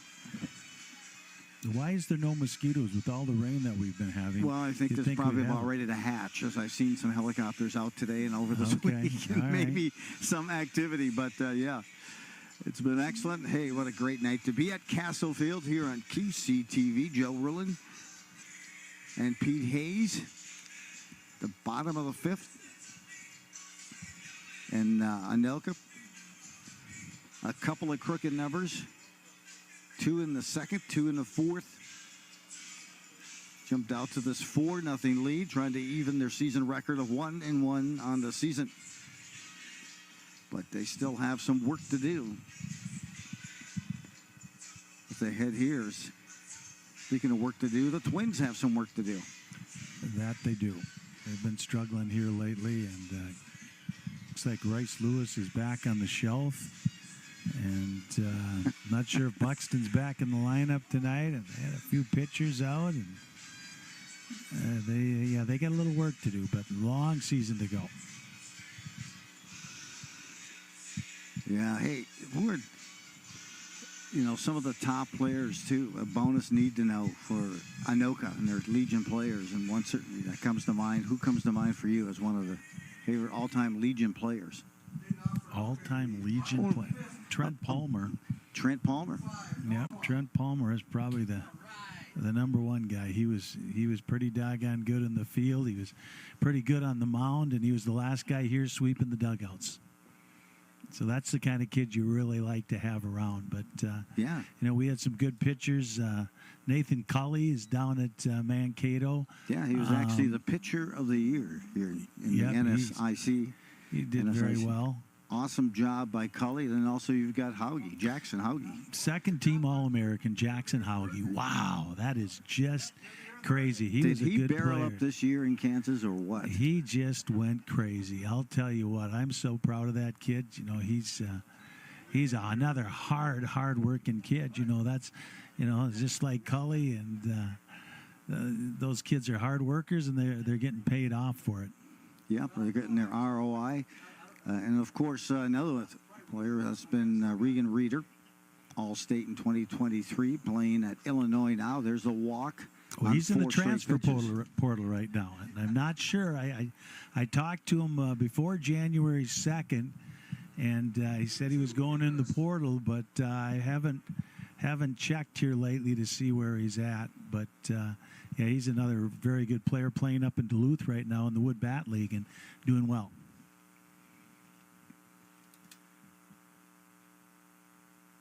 So another one who played some excellent baseball here at Anoka, but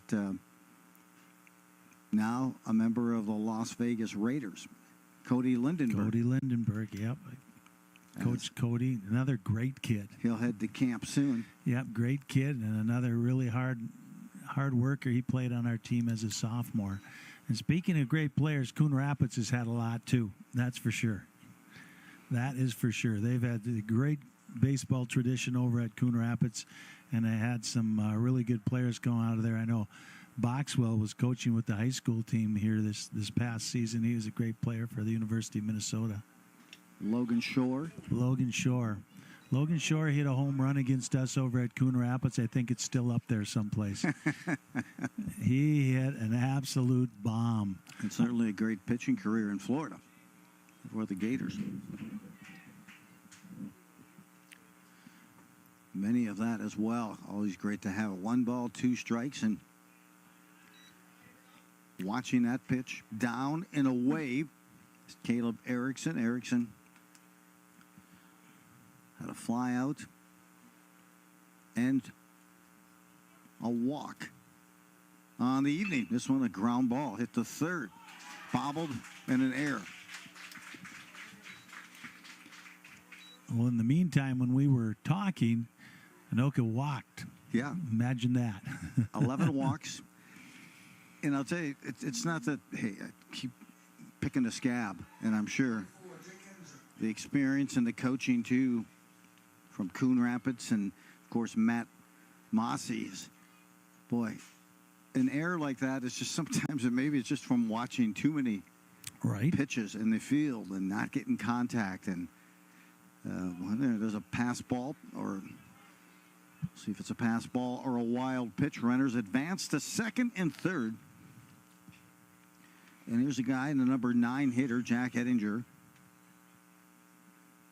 He's optimized his at-bats, at least his plate appearances. He's walked twice. Walked once and then hit by a pitch. And scored 2 of the 4 runs here for Anoka at the number 9 hitter. Not sure if that was a pass ball or a wild pitch, but Hayden McCauley's been back there squatting for a long time. Goodness. He's been in that catching position for a long, long time. He's received a lot of pitches tonight. And in the dirt again. We saw somebody warming up for Coon Rapids an inning or so ago, but I'm just not sure. First game of the season here for Coon Rapids. And depth maybe not ready. Everybody is back except for the shortstop, who just looks to the sky there as he watches the 12th walk of the night. And I think we're going to get a pitching change in this 5th. Yeah, Mossy's seen enough. Few too many walks. You know, you got a couple more games this week, though, so where do you go? You know, and what did you have to start with? And I guess we'll find out here. Yeah, you know, some of that time, too, is you want to run your catcher out there to maybe stop some of that as well. Give him a break, a lot of tosses. And number 19. Yeah, that's the DH, Reese Sharp. Is coming into pitch. And you know, when you have guys who walk a lot and you need a lot of pitchers, you might discover somebody this summer that's never been a pitcher. And right. You just throw them in there to eat up innings, kind of like in the major leagues when you're far behind. And no, that's happened with the Twins here as of late. And bring in a guy, and he does a pretty good job. Not that he's going to be a pitcher, but he does a pretty good job. And maybe Coon Rapids can find somebody here. Yep, absolutely. Another player also mentioned here for Anoka from a Legion play also is Cam Kramer. He's a Winona State alumni, and many other players to play college baseball here for Anoka as they have it. That pitch went off the mitten, off the umpire's mask on the warm-up. At least he had his mask on. Well, that's a good thing. So that it is. And, hey, it's like we talked before.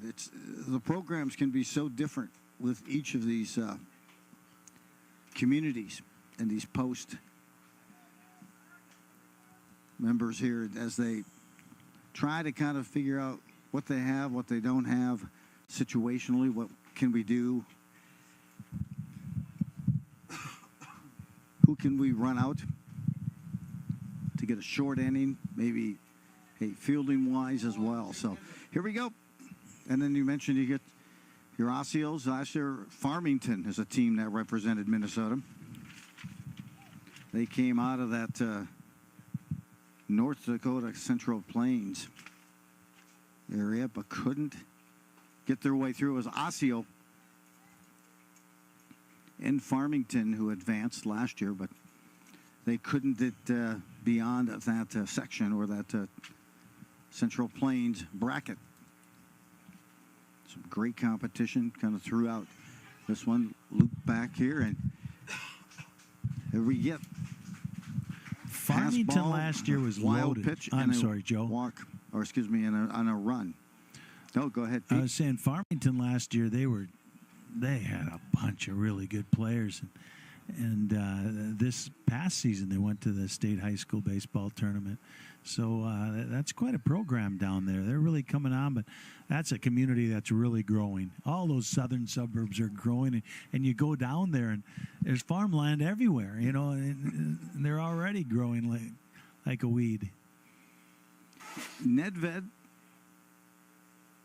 a couple of walks and a fly out to center field. And he finds his way to first for his third walk of the game. Hey.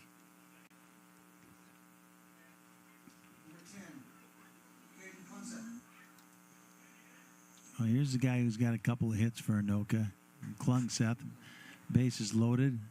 Anoka's up 5-0 in the bottom of the fifth.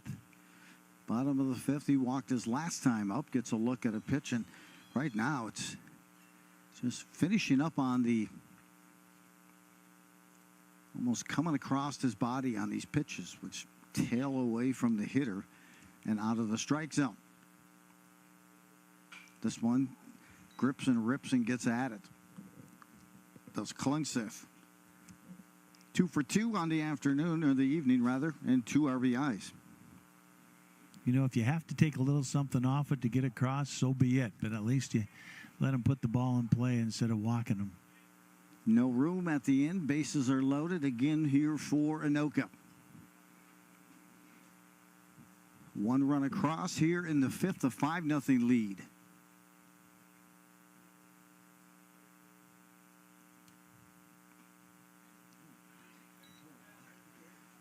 Just misses on that pitch off the plate.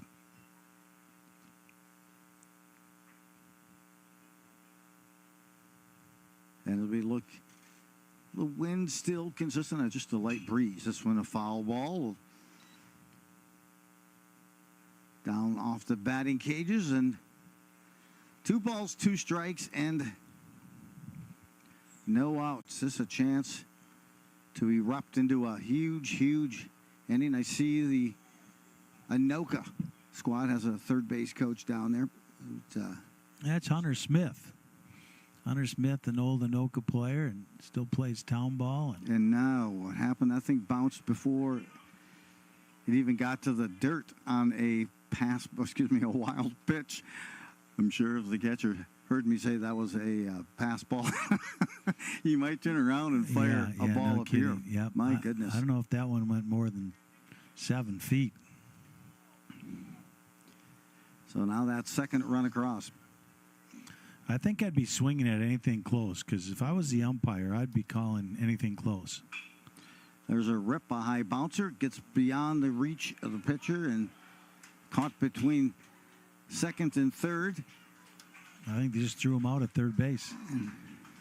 Straight off a little bit, Jack Entinger, and he got thrown out at third base. Off just a little bit too far.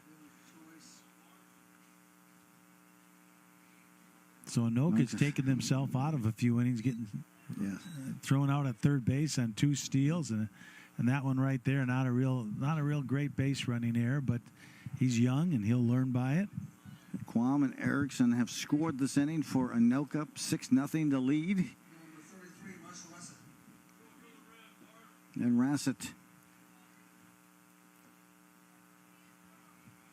will get a swing here, perhaps.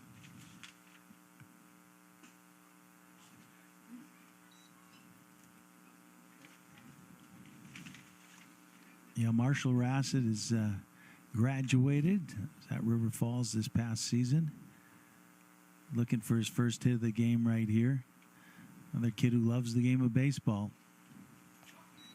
Runners going down. He'll be there before the ball is received by the third baseman. Goes pitch by third. And then meanwhile, Renner advances from first to second for Anoka. So a chance here for Rassett to single, 2 RBIs. Yeah, nice jump there by Jake Nedved. You know, Anoka, Coach Plancette teaches ball in the dirt, we're going, and we go over it and over it and over it in practice. And Jake Nedved did a really nice job there reading ball in the dirt.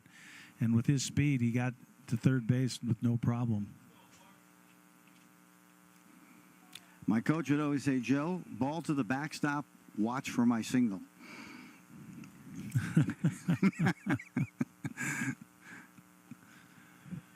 Draws the walk. Those are trending tonight. Rassett picks up a walk, and the bases are loaded once again. Well, Shoppy had the same position last time up, and he punched one through the right side. Barely got it through the right side, but 2-2 battled off a couple of curveballs and put one through the right side.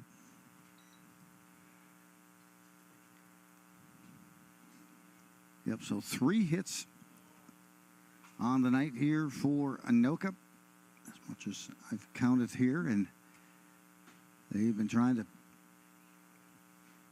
up the ante here as absolutely no one warming up in the Coon Rapids bullpen.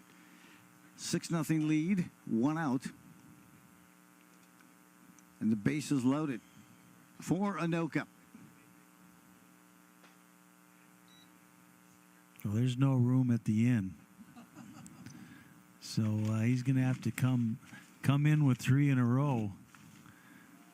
There's no place to put him.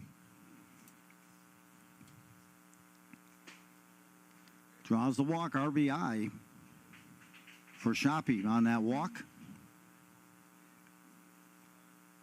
7-0 lead in play here, and now another visit by Matt Mossy.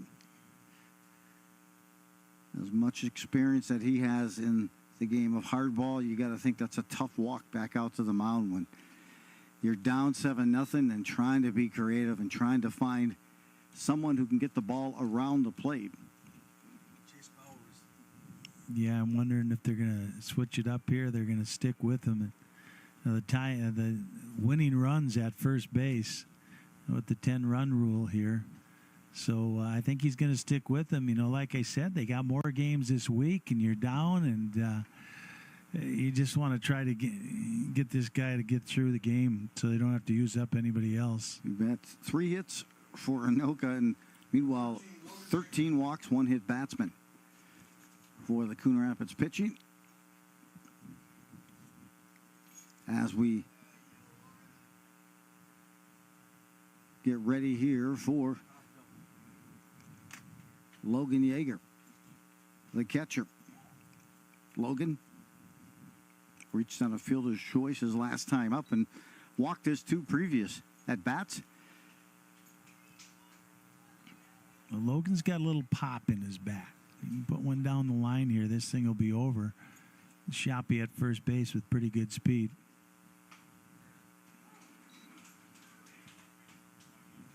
Called strike there. 1 ball, 1 strike. And center field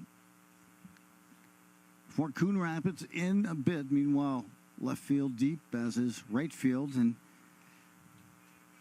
missing there on the pitch.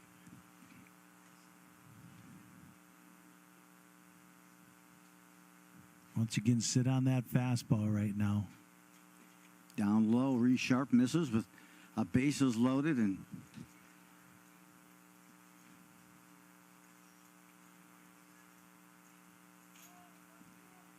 it's 3-1 count here. Let's see if he can get a pitch he likes, and this one's out of the zone. A walk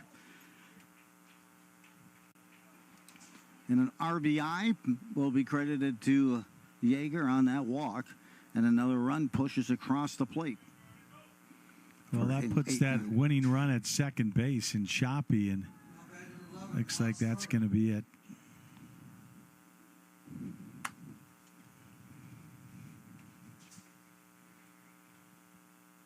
So, not sure which avenue they go. They do have somebody now warming up.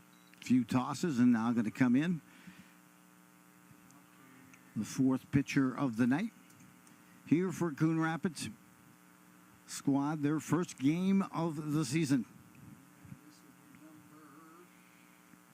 Yeah, Anoka only has 3 hits, but they have 8 runs. And how many walks did we say, Joe?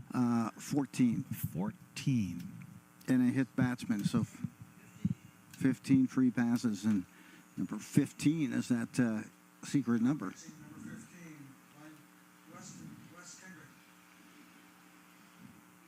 West Kendrick comes in here for Coon Rapids. Liam, as they gear up here and run and roll. If it were to stand here, the game-winning run came in that 2nd inning on the double by Klungseth. You know, this is kind of surprising to me, Joe, the pitching woes of Coon Rapids this year, because they have such a good little league program over there. And, you know, I know my son played over there one year, and they really developed pitchers. You know, they always had pitchers at Coon Rapids. You know, last year they had pitchers. They've always had them.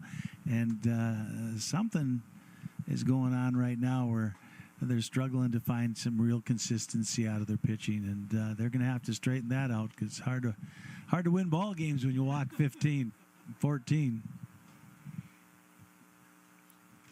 Well, as we mentioned, coming in, here's pitcher here, at least around the plate, it appears, on his warm-ups. Liam West Kendrick, number 15, takes the ball, new hitter. Stepping in here in place of Hauk. And he played third base last night, as well. That's Alec Carbon in for Anoka, who took over at third base for Hauk, getting his first at-bat. Carbon get a swing, and nothing more frustrating for a catcher when you've had so many dirt and things you've had to knock down and bring out, and you take a pitch in an unfortunate spot, so they'll give him a couple more minutes here, and as much needed. Yeah, that's not fun ever, but it's really not fun tonight. Gosh. Well, here we go. Back in. Our first look tonight at Alex Carbon. Watches this pitch up high. He's hitting for Jonas Hauk. Hauk was 0 for 3 coming in. So this inning here, in the last inning, he taken out, well, hit by pitch in the back. Well, at least he gets the RBI for that. A dubious honor, maybe he feels, and we're at 9-0 here. So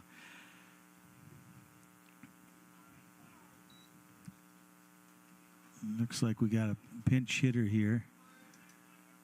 yeah, got to give these guys some reps. This is Langdon Davis. So it's good to give these guys some at-bats here this early in the season. Davis steps in, takes a called strike. 1 out, bases continue to be loaded here for Anoka. The infield is in.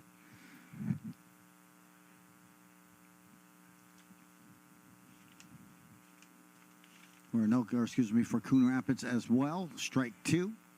Yeah, any kind of run right here and it's over. So you got to play those outfielders in so they can make a throw if they catch a ball, or otherwise it's over. 9-0 lead for Anoka. This pitch off the outside part of the plate.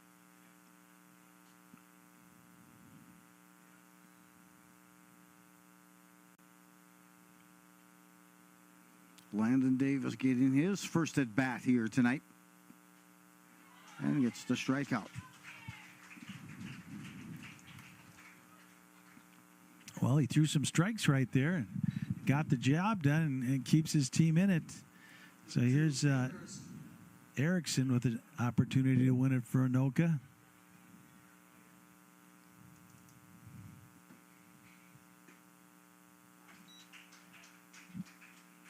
He gets ahead right away.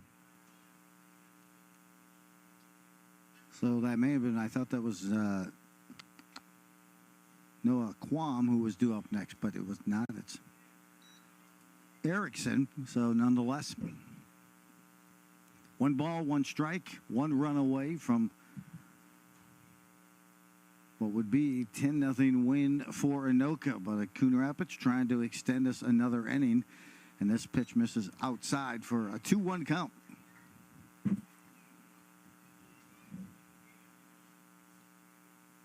Another crooked number put up here for Anoka. So thus far 5 here in the 5th, and that one misses. Nope, they call that a strike. 2 balls and 2 strikes. Well, he's coming in and throwing some strikes, so giving his team an opportunity. 2-2 to Erickson.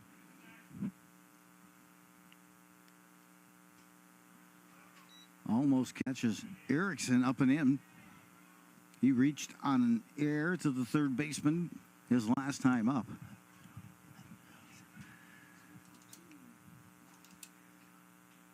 All right, here we go. A walk and a fly out to left field in his other at-bats.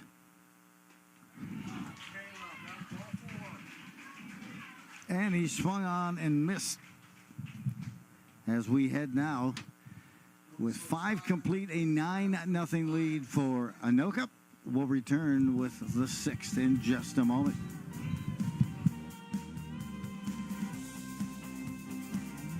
In a world where physical health often takes the spotlight, it's easy to overlook an equally important aspect of our well-being: mental health. Yet despite its significance, mental health is often stigmatized, misunderstood, or simply neglected. From creating awareness to offering education and community wellness grants to hosting our annual 5K walk for mental wellness, the Mental Wellness Campaign for Anoka County is creating a community where mental health is as important as physical health. Let's break the silence, erase the stigma, and prioritize mental health.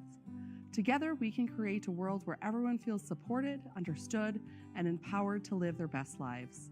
The Mental Wellness Campaign for Anoka County, your mental health matters.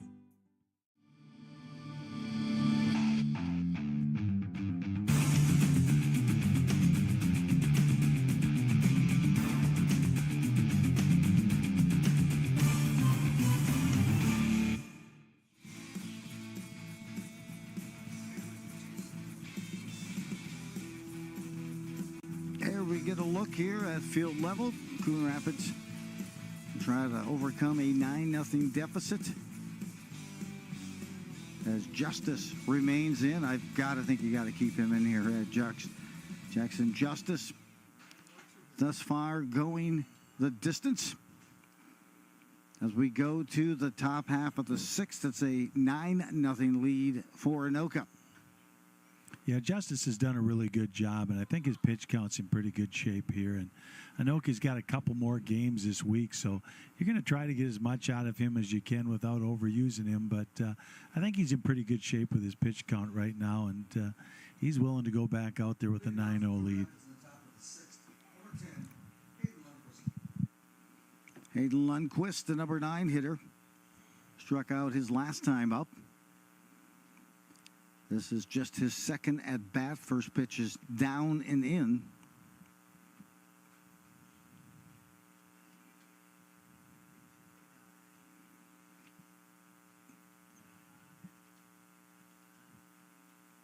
This pitch lifted, airborne, coming in from first, sprinting in to make that play.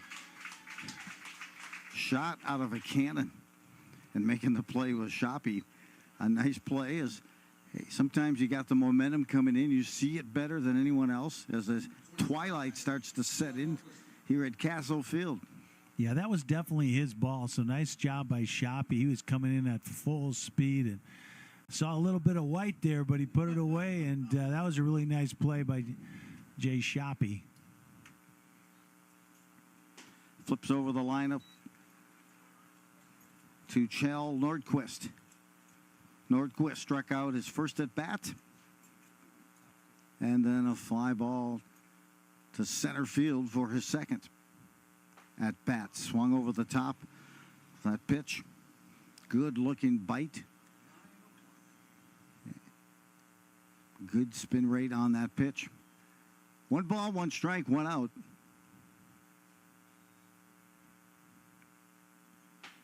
This is up and away. That time coming in from third base. See if he was going to maybe put a bunt down. You could see there was Carbon rather. This one's fouled straight back to even the count. 2 balls, 2 strikes. Well, you know what's really impressive, Joe, is he's only 2 over the limit right now. Only 2 guys have reached. 3 guys have reached, but Jagger threw one of them out. So only 3 guys on the base, and we're almost through the 6th. Swung on, missed, and he's got the 6-pack for strikeouts tonight.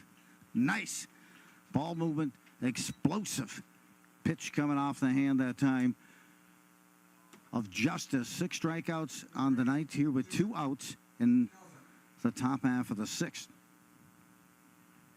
Yeah, once again, getting him with that fastball. And it's not right down the middle. The thing is on the outside corner, and most of them are up in the zone. First pitch. Wing at it down that first base line. Kind of a tightrope back to try to stay in play. That ball finds its way out of play. Once again, getting ahead of the hitter. That was a high outside fastball. Got him chasing. See what he comes back with here. Califoot 0 for 2. Almost chased that pitch up and in. Fly out to center for him and a fly out to left field. His last time up in the 4th. 9-0 lead, Anoka. And this the top half of the 6th, and time is called. I thought we had a clock violation there.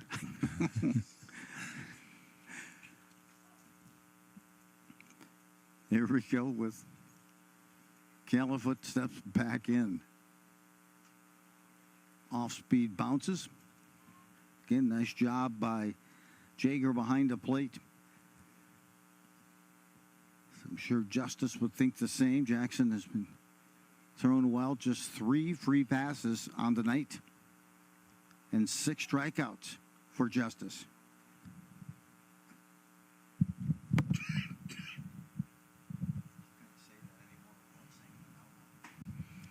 This has got to really help his confidence. 3-1 here is Justice. Tries to get back on his own here.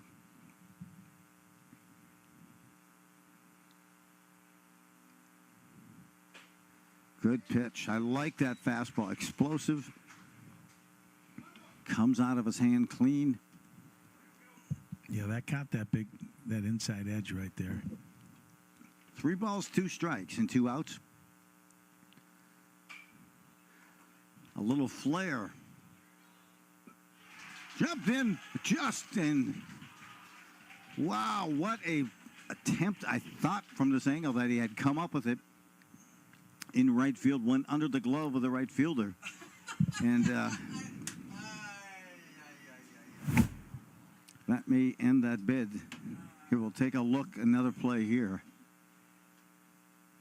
Yeah, you got to mark that as a hit. And there goes the no-hitter right That's there. what we are all trying to walk the line on without saying, as long as we could up here. First hit here tonight. He took the 6th inning. It doesn't take anything away with the way he's pitched. And, No, not at all. And that was just, hey, a flare.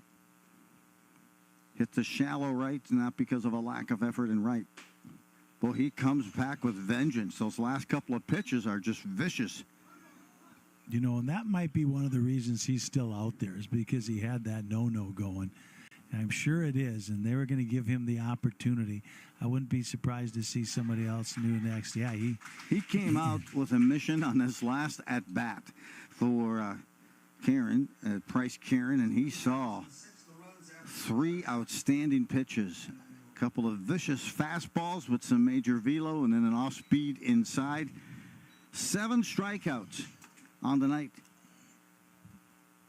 Well, I'll tell you what, this really sets him up for a nice summer, hopefully, you know, confidence-wise, and now he's finding out that he can do it. And like I said, he's been using that fastball very efficiently and mixes in a curveball and mixes in a changeup and maybe one of those other 5 pitches that he says he has. But what a great job. And this is one he'll probably watch on QCTV for many years because I'll tell you what, he looks good tonight. Yep, I mean, his best fastball had the most movement, spark, and velo here in the 6th inning. He came back and picked up now 7 strikeouts on the night for Justice. Meanwhile, hey, coming up here in the broadcast schedule, the QCTV Legion Baseball, Osseo versus Champlain Park on 6:24. And then the next one was live and local.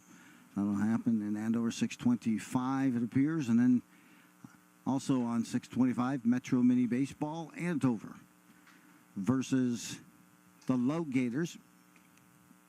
Then we got a concert. And then we got a concert, the Draw Concert, Junk FM. So I thought maybe that was Jim FM with Jim Erickson initially on that concert, but a Junk FM. And just not quite the same thing. But nonetheless, that's what's coming up. And this American Legion Baseball is Anoka. It has Anoka with a 9-0 lead. Just maybe a couple inches away from maintaining that no-hitter. Jackson Justice here into the 6th, just beyond the reach of the right fielder for Anoka. Jackson Anderson's the new hitter here for Anoka. Thank you. Try to get that, Jackson Anderson. So some of these younger guys are getting some opportunities to hit, which is nice to see.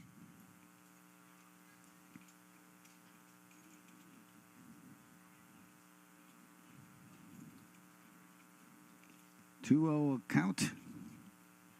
Anoka, several chances throughout the game with bases loaded, and finally put up a 5 spot in that 5th inning to draw near. It was 9-0 as they left the bases loaded in that bottom of the 5th, and now draw another walk. Good job, good poise, I guess, good patience here as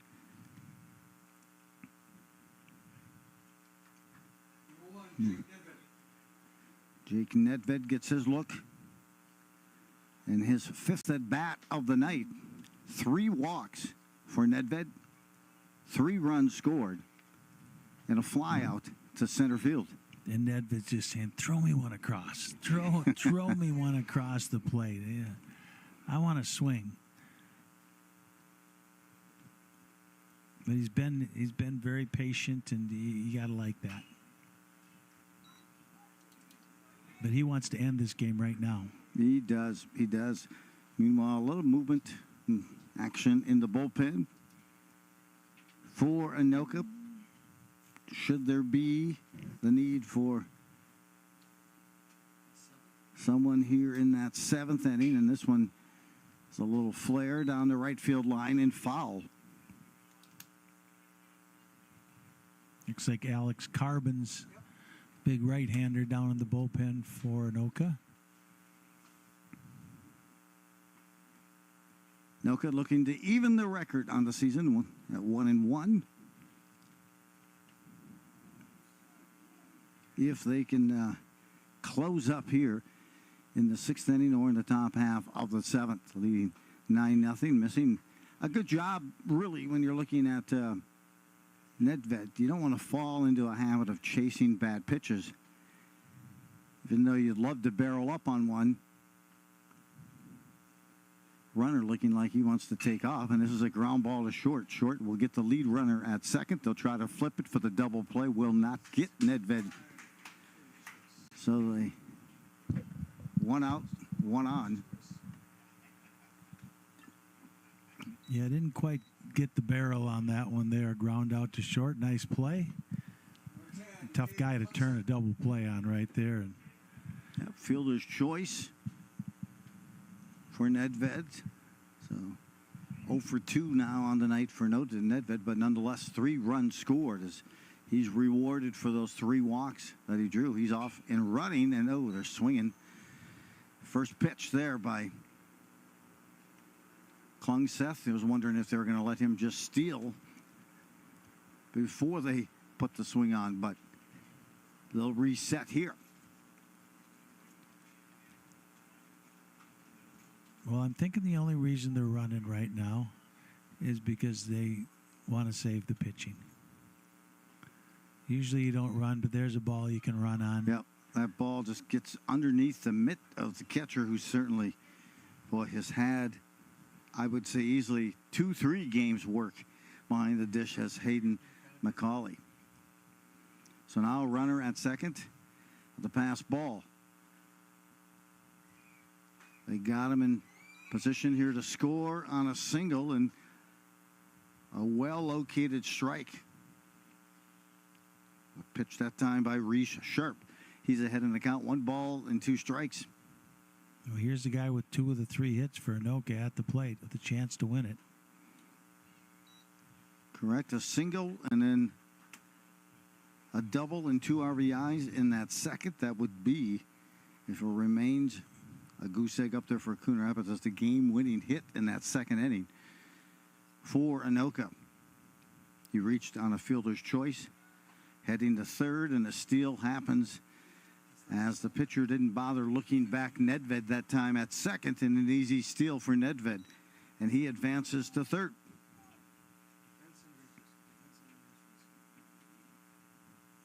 Well, he just needs to knock that ball to the outfield, although the outfield's coming in. There's a ground ball. Play at first. That's not going to matter. The runner is there, and the run scores. That's a 10th run of the game for Anoka here in the 6th. And scoring that 10th run is Jake Nedved, his 4th run scored of the game. That gives the win to Anoka by a score of 10-0 over Coon Rapids here in American Legion ball. Pete, any final thoughts? Well, Jackson Justice was the story tonight, and the Coon Rapids inability to throw strikes. Got to throw strikes. Justice was. Coon Rapids wasn't. Not a whole lot of hitting, but some pretty solid defense by both teams. And it'll be interesting to see how both of these teams do throughout the summer, Joe. Jackson Justice, purely spectacular tonight, really.